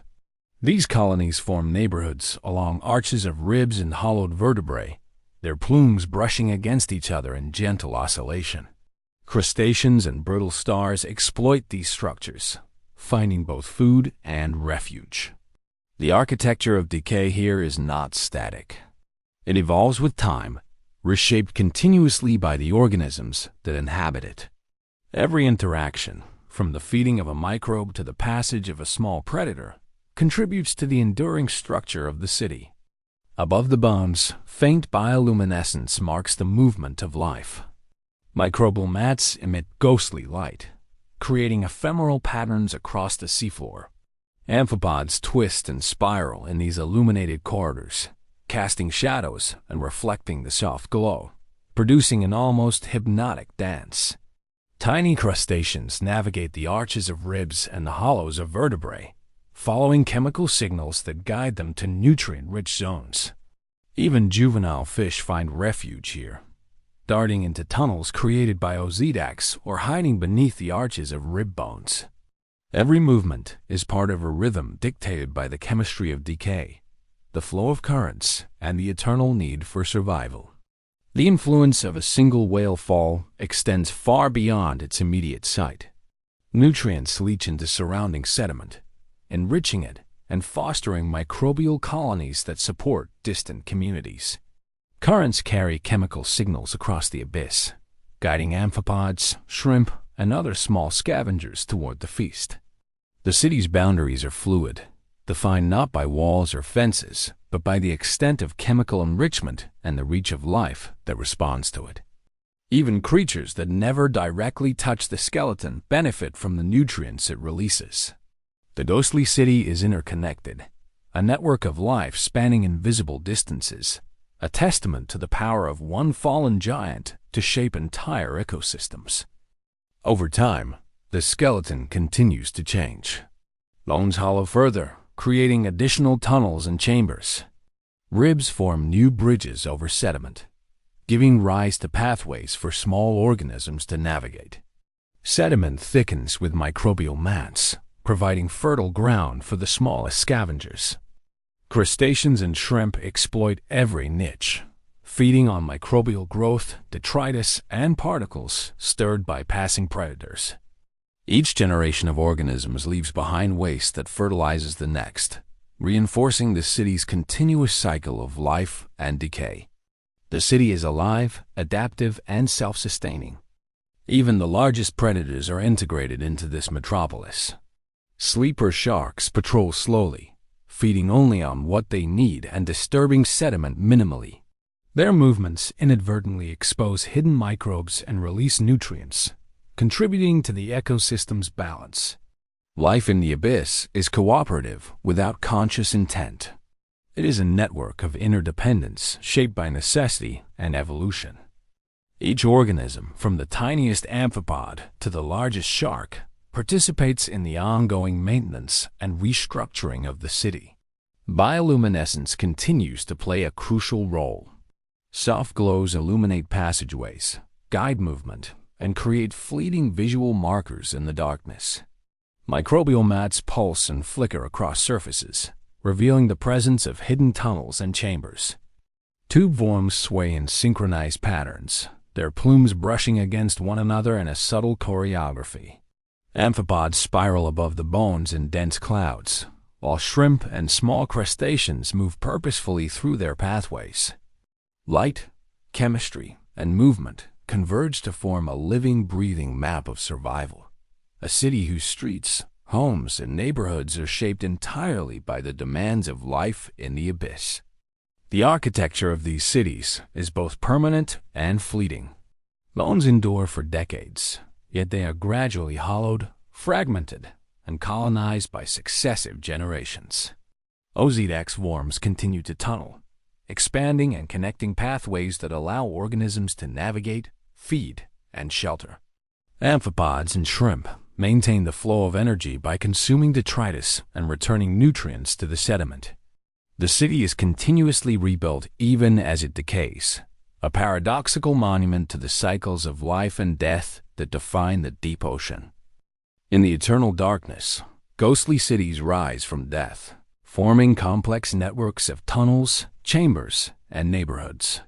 Life thrives through cooperation, adaptation, and persistence, turning the skeletal remains of giants into living foundations for countless creatures. Here, in the abyss, decay is not an ending. It is a beginning. The whale falls, the skeleton remains, and a city emerges, intricate, persistent, and hauntingly beautiful. It is a metropolis shaped by survival, sculpted by chemistry, and illuminated by the faint glow of bioluminescence, a testament to life's resilience in one of the most extreme and hidden realms on Earth. The ghostly city continues to grow, not through human hands or conscious design, but through the relentless and patient work of the abyssal creatures that inhabit it. The whale skeleton lies sprawled across the seafloor like the ruins of a colossal, sunken cathedral.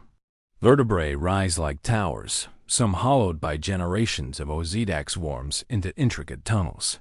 Ribs stretch overhead like bridges, connecting chambers that serve as sanctuaries for tiny crustaceans, shrimp, and juvenile fish. Tube worms cluster in dense arrays along the bones, their feathery plumes waving rhythmically in the currents, forming neighborhoods of gentle movement.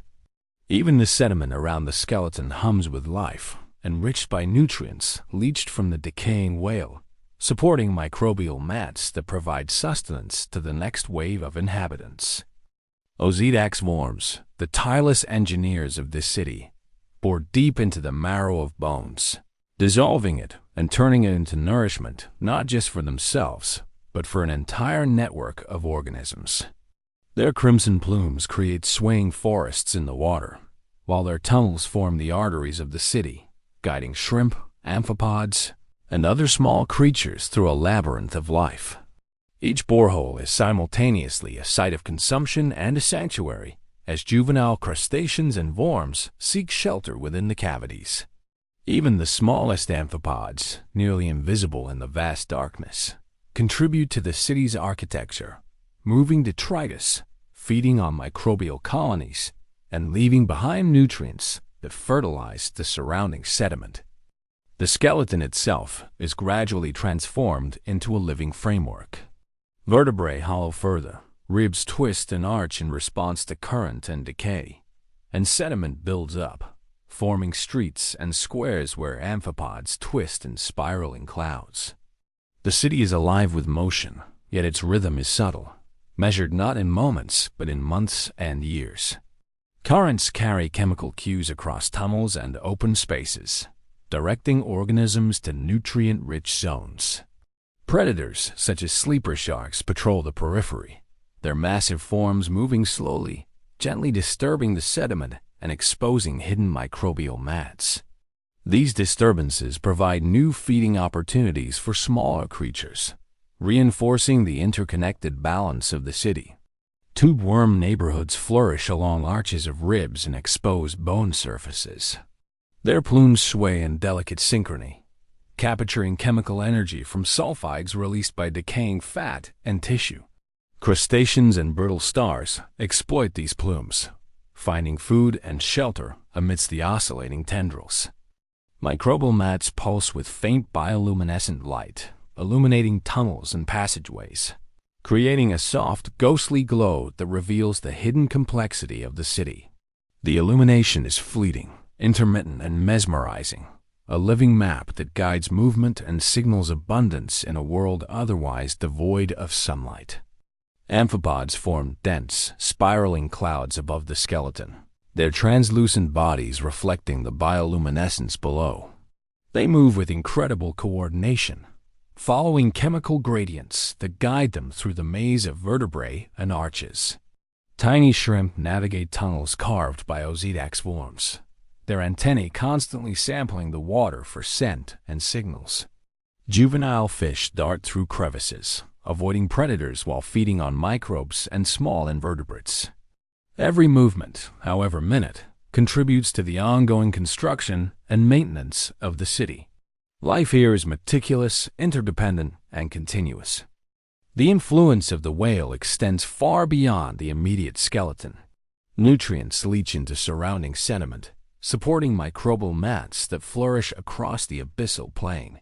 Currents carry chemical signals outward, attracting amphipods, shrimp, and other scavengers from miles away. This invisible connectivity forms a network of ghostly cities across the seafloor, where each whale fall, each skeleton becomes a node in a vast web of life. Even organisms that never touch the original skeleton benefit from the nutrient flows it generates. Life in the deep is not isolated. It is profoundly interconnected, dependent on subtle chemical cues and patient adaptation. Over years, the ghostly city becomes increasingly complex. Ozydax tunnels interconnect to form expansive passageways. Tube worm neighborhoods expand, and amphipod clouds navigate established corridors like streams flowing through urban channels. Crustaceans forage meticulously, while juvenile organisms grow within the protective network of bones. The skeleton, slowly hollowed and fragmented, becomes more intricate, offering new opportunities for habitation and feeding. Decay is not an end, but a continuous cycle of creation, renewal, and architectural evolution. Even the largest predators reinforce the city's rhythm. Sleeper sharks glide over the skeleton, their enormous bodies stirring sediment and releasing hidden nutrients. By moving carefully and selectively, they avoid destroying delicate structures, ensuring the survival of smaller creatures while feeding. In the deep, dominance is not brute force. It is integration into the ecosystem. Every species, from microbe to apex predator, contributes to the stability, productivity, and persistence of the ghostly city. Time stretches endlessly in the abyss, and yet the city endures. Bioluminescence paints faint, shifting patterns across bone and sediment, revealing the hidden flow of life. Tube worms sway, amphipods spiral, Ozydax plumes rise, and microbial mats flicker softly. Currents guide chemical signals, ensuring that nutrients are distributed, feeding is directed, and life continues. The city, built on death, thrives on the precise coordination of countless organisms, each following instinctual rhythms that have evolved over millennia. In this eternal darkness, the ghostly city stands as a monument to resilience, adaptation, and the transformative power of decay. The whale, once a living giant, has become the foundation of a metropolis where life persists in forms both visible and invisible, delicate yet enduring. Every tunnel, chamber, and corridor is a testament to the cycles of life and death that define the abyss. Creation emerges from consumption, architecture rises from decay, and life thrives in patient, silent continuity. The whale fall, the skeleton, and the ghostly city together form an ecosystem both ephemeral and eternal. It is a metropolis without architects, a civilization shaped by instinct, chemistry, and the relentless drive to survive. Each organism contributes, each movement matters, and the abyss hums quietly with the rhythm of life. Even in the crushing darkness, the city pulses with continuity, a haunting and beautiful monument to the ingenuity, adaptability, and persistence of life in one of the most extreme environments on Earth. The abyssal plain stretches endlessly, a vast expanse of darkness and pressure, yet it is far from empty. Here, life persists in forms both subtle and extraordinary, sustained by feasts that descend from the surface and the remnants of those giants who fall into the deep. Each whale fall becomes a banquet, a festival of survival, a catalyst for complex and interconnected ecosystems. As the carcass drifts to the ocean floor, it begins a journey that will outlast lifetimes, nourishing creatures seen and unseen, and shaping the architecture of life in the crushing, silent dark. The moment the whale settles, the feast begins. Scavengers arrive first, drawn by the faint chemical signals that drift downward.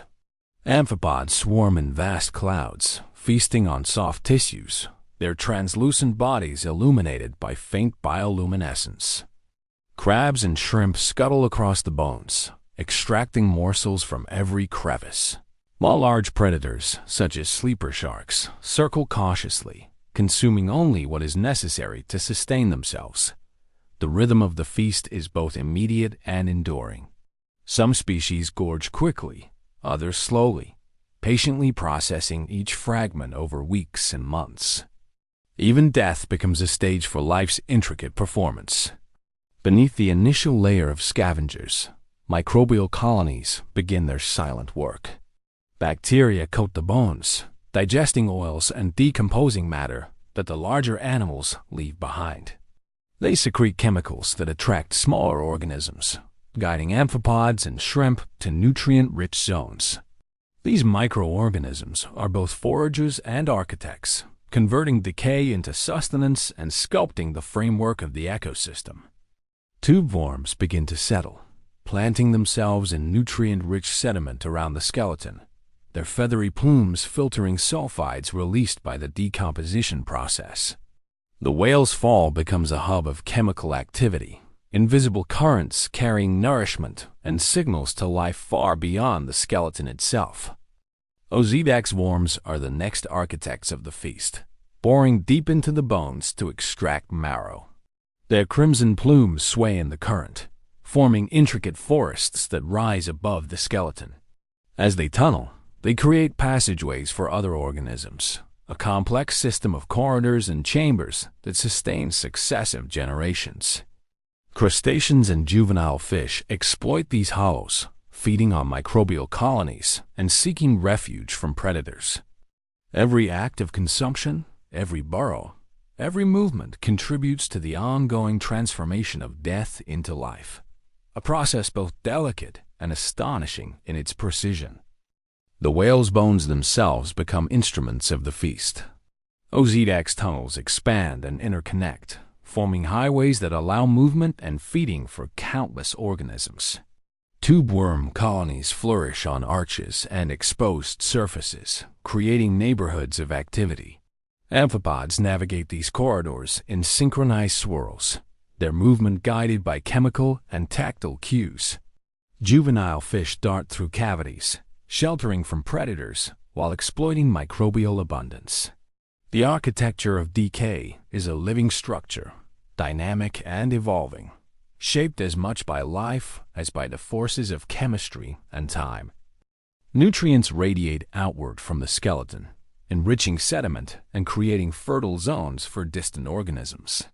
Chemical signals guide amphipods, shrimp, and even larger predators toward the feast, linking ghostly cities across the abyssal plain. One whale fall can influence ecosystems miles away, forming nodes in a network of life that stretches across invisible distances. Life in the abyss is interconnected, resilient, and patient, responding to subtle cues over weeks, months, and years. Even in apparent stillness, the feast reverberates across the seafloor, a testament to the enduring impact of a single event. Over time, the feast transforms the whale into a foundation for continued life. Vertebrae hollow into chambers, ribs form bridges, and sediment thickens, creating a complex network of habitats. Amphipods, shrimp, and other scavengers move through these spaces tirelessly, feeding and depositing nutrients. Microbial mats flourish, tube worms continue to grow, and juvenile organisms exploit the newly created niches. Even as the skeleton decays, it provides sustenance for countless generations, a perpetual banquet in a realm of darkness and pressure. The eternal feast is a reminder of the abyss's paradoxical nature. It is a place of immense scarcity and crushing pressure, yet it supports complexity, abundance, and resilience. Death becomes nourishment, decay becomes structure, and life thrives in patient, deliberate rhythms. Each organism participates in the feast, guided by instinct and chemical cues, contributing to the intricate and interconnected web that sustains the ghostly city. In the deep, the whale fall is both an ending and a beginning, a singular event that echoes through time, sustaining a metropolis of life in the eternal night. Here, the abyssal plain is neither silent nor empty. It hums with invisible activity, with chemical signals and bioluminescent pulses, with the movement of organisms weaving through tunnels and corridors. The whale fall becomes a node of creation, a nexus where decay transforms into architecture, consumption fuels growth, and death becomes the foundation for life. Each pulse of bioluminescence, each swirl of amphipods, each burrow of Ozydax contributes to the ongoing festival of survival. The feast is eternal, patient, and profound, a reminder that even in the most extreme conditions, life persists, adapts, and thrives. As the abyssal feast unfolds, the whale's carcass gradually becomes more than a source of sustenance. It evolves into a foundation for enduring life.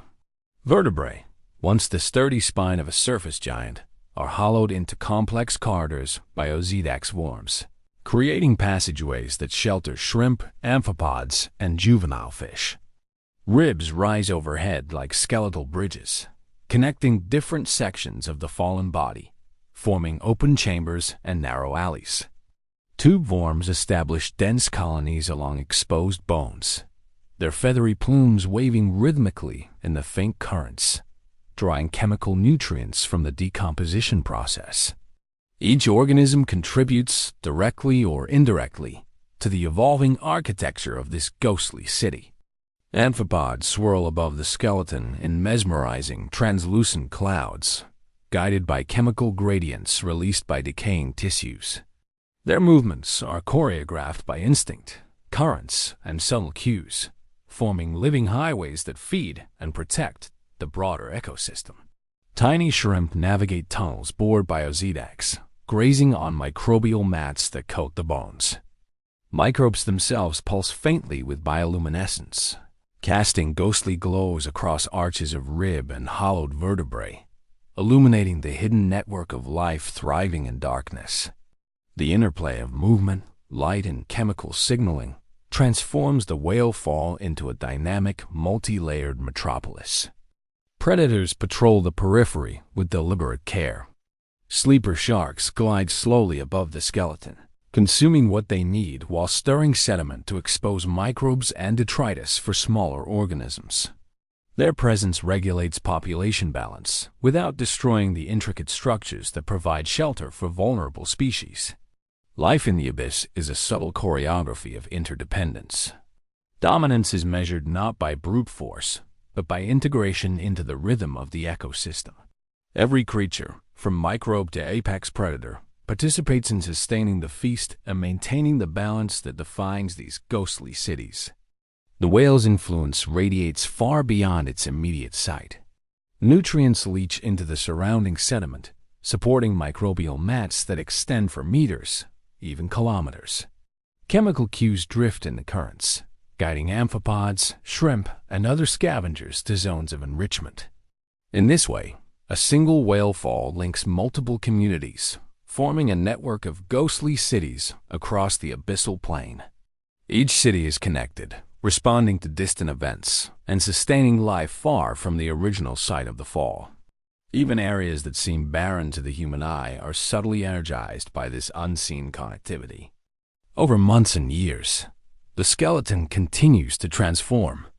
OZX tunnels expand, creating new passageways, while ribs and sediment shift under the influence of currents and feeding activity. Amphipods spiral through tunnels, ferrying nutrients and maintaining the flow of life. Shrimp forage tirelessly, their activity redistributing matter and sustaining microbial colonies. Tube worms continue to grow, establishing neighborhoods of dense plumes along exposed bones. Juvenile fish exploit these tunnels for shelter, feeding on smaller invertebrates and microbes. The architecture of decay is dynamic, adaptive, and persistent, a living framework for life that continuously evolves as decay progresses. Bioluminescence plays a crucial role in guiding activity across the skeleton. Microbial mats emit faint pulses, revealing hidden chambers and passageways. Tube worm plumes sway gently, creating soft shadows over moving amphipods and shrimp. The currents carry light, chemical cues, and minute particles, guiding organisms to resources and signaling areas of high productivity. Even the smallest flickers of bioluminescent light can influence behavior, shaping patterns of movement and feeding across the ghostly city. It is a language of survival, subtle yet profoundly effective in an environment devoid of sunlight. The feast is a continual cycle, extending long after the initial carcass has settled. As soft tissues are consumed, nutrients penetrate deeper into the sediment, feeding microbial mats and enriching surrounding areas. OZX worms tunnel deeper into bone, generating habitats for successive generations of invertebrates. Amphipods and shrimp move constantly, redistributing matter and contributing to the system's nutrient flow. Juvenile fish grow, mature, and reproduce within the protective corridors of bone and sediment. Even as the skeleton fragments and decays, it sustains life, a testament to the transformative power of death in the abyss. Time in the abyss is measured not in days or weeks, but in seasons and decades. Vertebrae that were once solid now form labyrinths of tunnels, hollowed by generations of OZX worms. Ribs arch like bridges, sediment builds streets and plazas where amphipods twist in spirals, and microbial mats expand across every available surface. Tube worm colonies flourish, creating neighborhoods that rise and fall in response to chemical and environmental conditions. The city is alive, structured by the demands of survival and the slow, deliberate processes of decay, feeding, and growth. Even the largest predators contribute indirectly to the city's resilience. Their movements stir sediment, exposing microbes and detritus that smaller creatures consume. Their feeding creates localized disturbances that generate new opportunities for colonization. The abyssal ecosystem is a tapestry of interaction, where even apparent chaos serves a purpose. Death becomes creation, consumption becomes architecture, and the whale fall evolves into a nexus of life that transcends its original form. To all this, the city endures. Vertebrae hollow further, tunnels interconnect, and sediment thickens, creating a multi-layered habitat. Amphipods and shrimp maintain the flow of energy.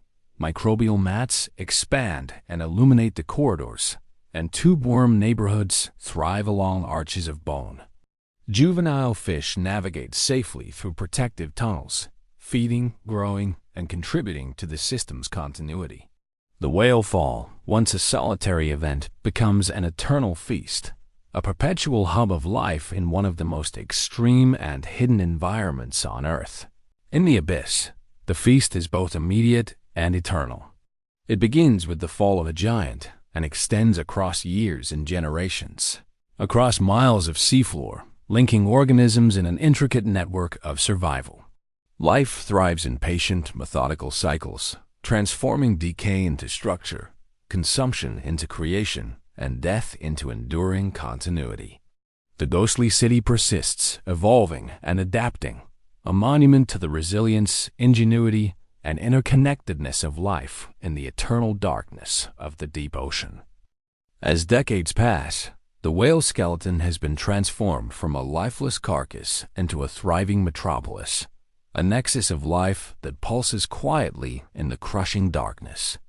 Vertebrae now form towering spires and hollow corridors. Ribs arch gracefully like bridges, connecting chambers that shelter generations of organisms. Ozidax worms continue their tireless work, boring into marrow and creating tunnels that sustain entire communities. Their crimson plumes wave in the subtle currents, forming a delicate forest above the skeleton, while inside, amphipods, shrimp, and juvenile fish navigate the labyrinthine passages, feeding, sheltering, and contributing to the continual renewal of the ecosystem. The bioluminescent glow of microbial mats illuminates hidden chambers, casting ghostly light over arches of bone and the oscillating plumes of tube worms. These soft pulses reveal the intricate choreography of life. Amphipods twist in spirals through tunnels.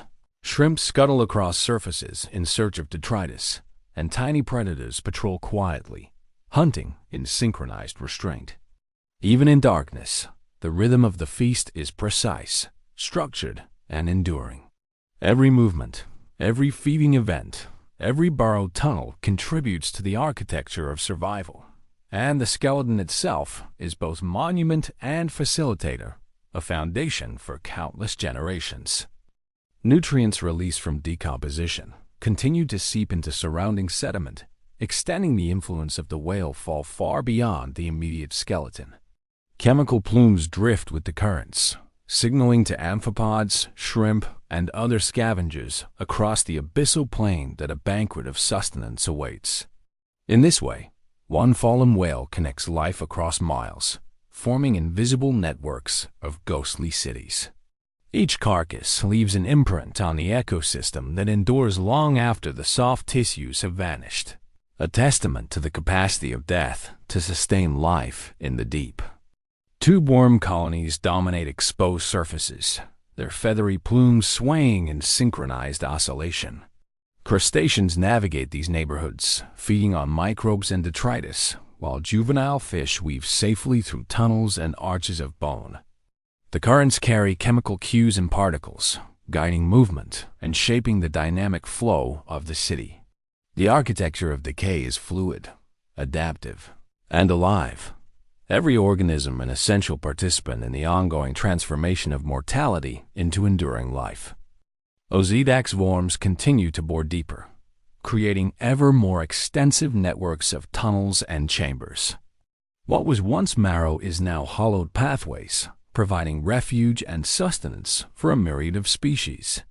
Amphipods spiral in dense clouds, ferrying nutrients and maintaining the ecosystem's rhythm, while shrimp forage with relentless diligence. Microbial mats pulse softly, illuminating corridors and surfaces with ghostly light. Tube worms form neighborhoods along rib arches, their plumes rising like towers in a spectral city.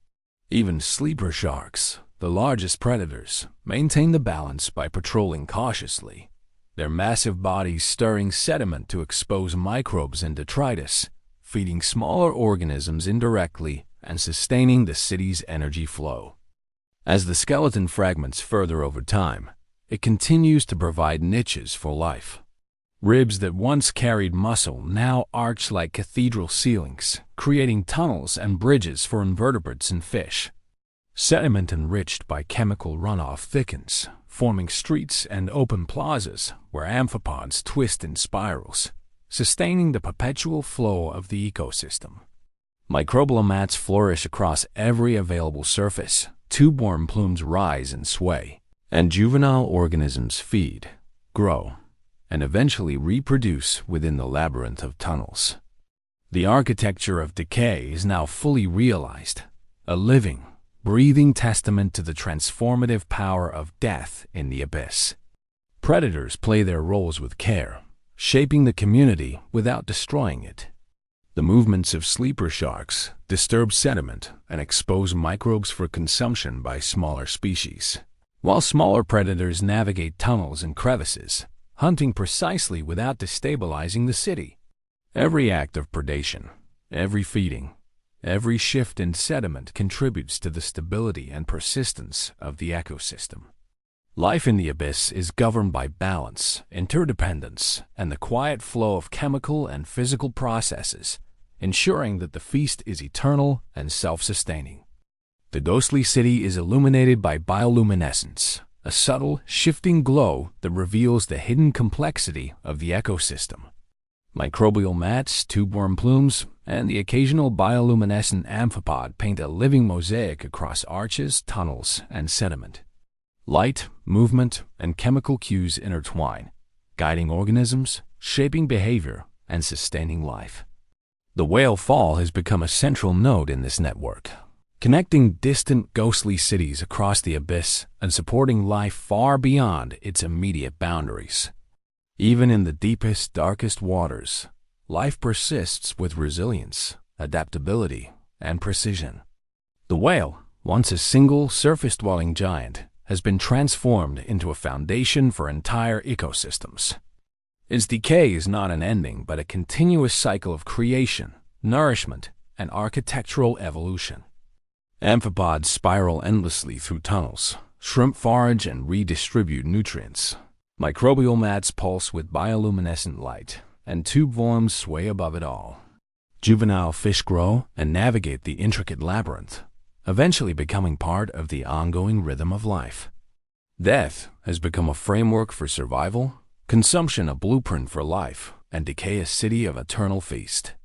In the eternal darkness of the abyss, the whale fall endures as a monument to resilience, adaptability, and interconnectedness. The ghostly city thrives in silence, shaped by chemical cues, currents, and the patient work of countless organisms. The feast is perpetual, generations intertwining with one another in a delicate balance that sustains life across time and space. Creation emerges from consumption, architecture rises from decay, and even in the crushing pressure and cold of the deep ocean, life persists, transforms, and flourishes. The abyss hums quietly with this enduring rhythm. Vertebrae hollow into tunnels, ribs arch like bridges, and sediment thickens into streets and plazas. Amphipods and shrimp maintain the perpetual flow of energy. Tube-worm colonies thrive in neighborhoods of plumes, and microbial mats illuminate the hidden corridors of life. Juvenile fish navigate tunnels and chambers, feeding and growing within the protective architecture. Every organism, every movement, every chemical exchange contributes to the persistence of the eternal feast. Here, in the deepest, most inhospitable corners of the ocean, the whale fall has become a city, a network, and a cycle, a testament to life's ability to endure and adapt. The carcass that once belonged to a single living giant now sustains countless generations, forming the foundation of ghostly cities that rise silently from death and continue their rhythm long after the surface world has forgotten them. Death has been transformed into creation, scarcity into abundance, and darkness into a metropolis pulsing with the eternal feast of life in the abyss. Time in the abyss is a rhythm measured in centuries, yet the city born of a single whale fall continues to flourish. Vertebrae hollow into chambers that shelter generations of amphipods, shrimp, and juvenile fish. Ribs stretch like arches over tunnels carved by Ozydax worms, forming intricate passageways that wend through the skeleton like veins of life itself. Tube worms create dense neighborhoods, their plumes swaying gently in the faint currents, filtering sulfides and sustaining microbial colonies that illuminate the city with a soft, ethereal glow.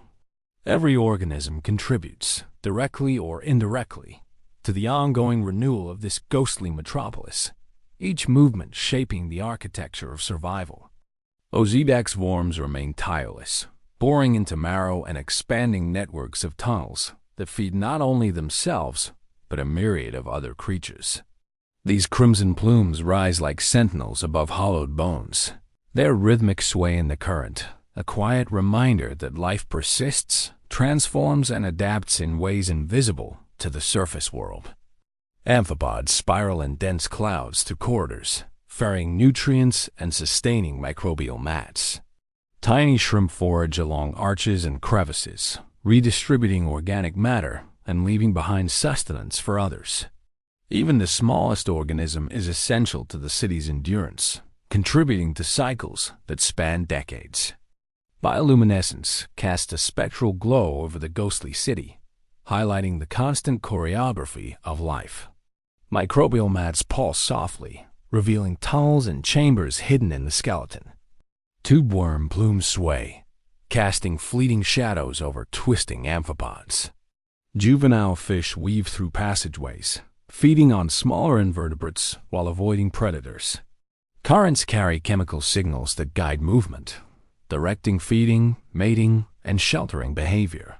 In the crushing darkness, this glow creates a living map of survival, a visual representation of the rhythms that govern the eternal feast. The whale's bones, gradually hollowed and fragmented, continue to provide shelter and structure. Vertebrae rise like pillars, ribs form bridges and tunnels, and sediment thickens into streets and open plazas. Amphipods and shrimp traverse these pathways, maintaining nutrient flow and contributing to the ecosystem's balance.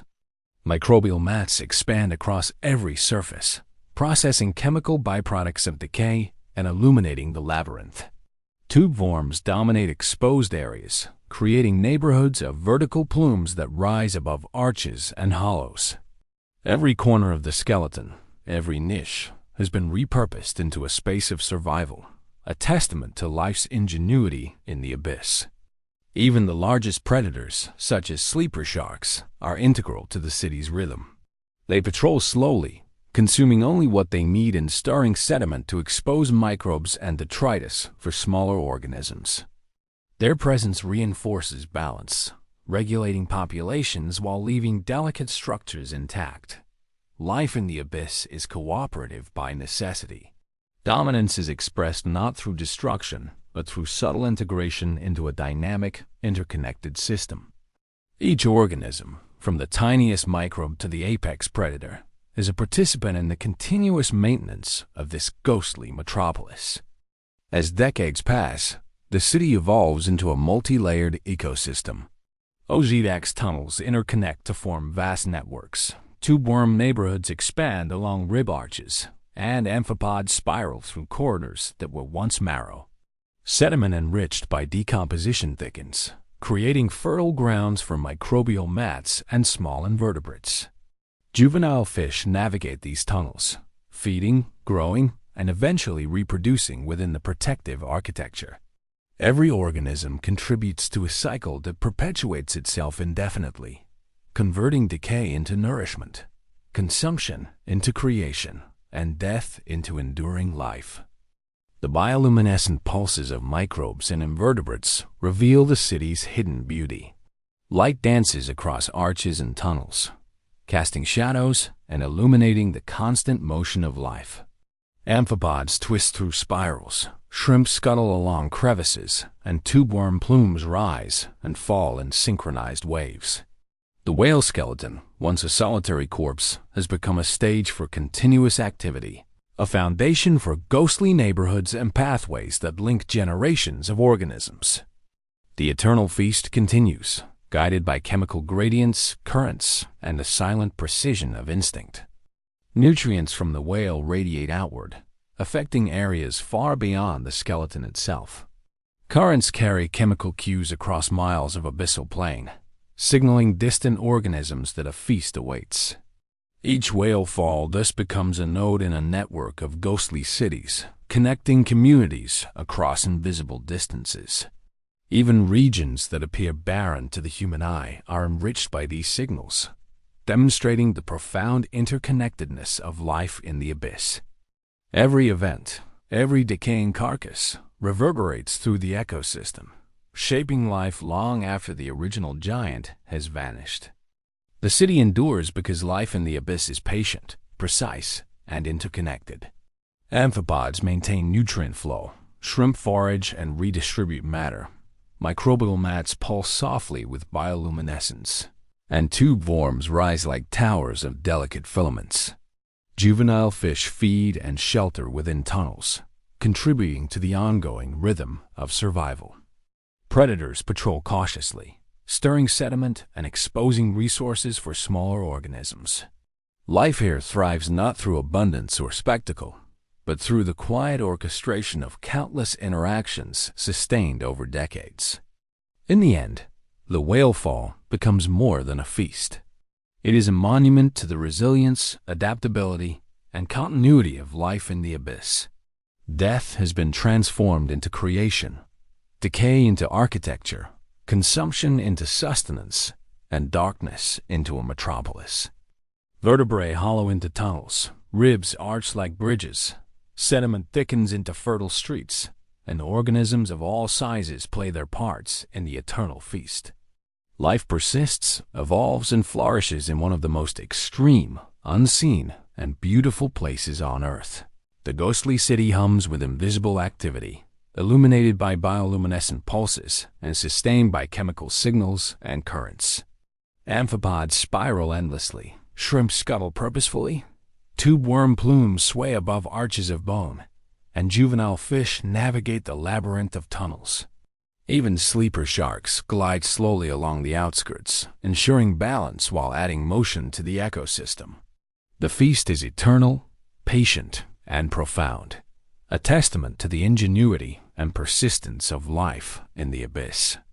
In the crushing cold and total darkness of the deep ocean, the whale fall stands as a symbol of transformation. Life continues in rhythmic, meticulous cycles, sculpting tunnels, neighborhoods, and passageways in the skeleton. Decay has been repurposed as architecture, death as creation, and consumption as the foundation for generations to come. The eternal feast is not merely a process of survival. It is a living, breathing city, a ghostly metropolis, pulsing quietly in the unseen corners of the planet. And so, in the abyssal depths, where light cannot reach and pressure would crush the unadapted, life persists. Ghostly cities rise from the bones of giants, amphipods and shrimp spiral in clouds. Tube worms sway like silent towers, and microbial mats illuminate hidden tunnels. The whale fall, once a solitary death, has become an eternal feast, a monument to the resilience, ingenuity, and interconnectedness of life. Here, in one of Earth's most extreme environments, death bursts life, decay becomes creation, and the abyss hums quietly with the rhythm of existence.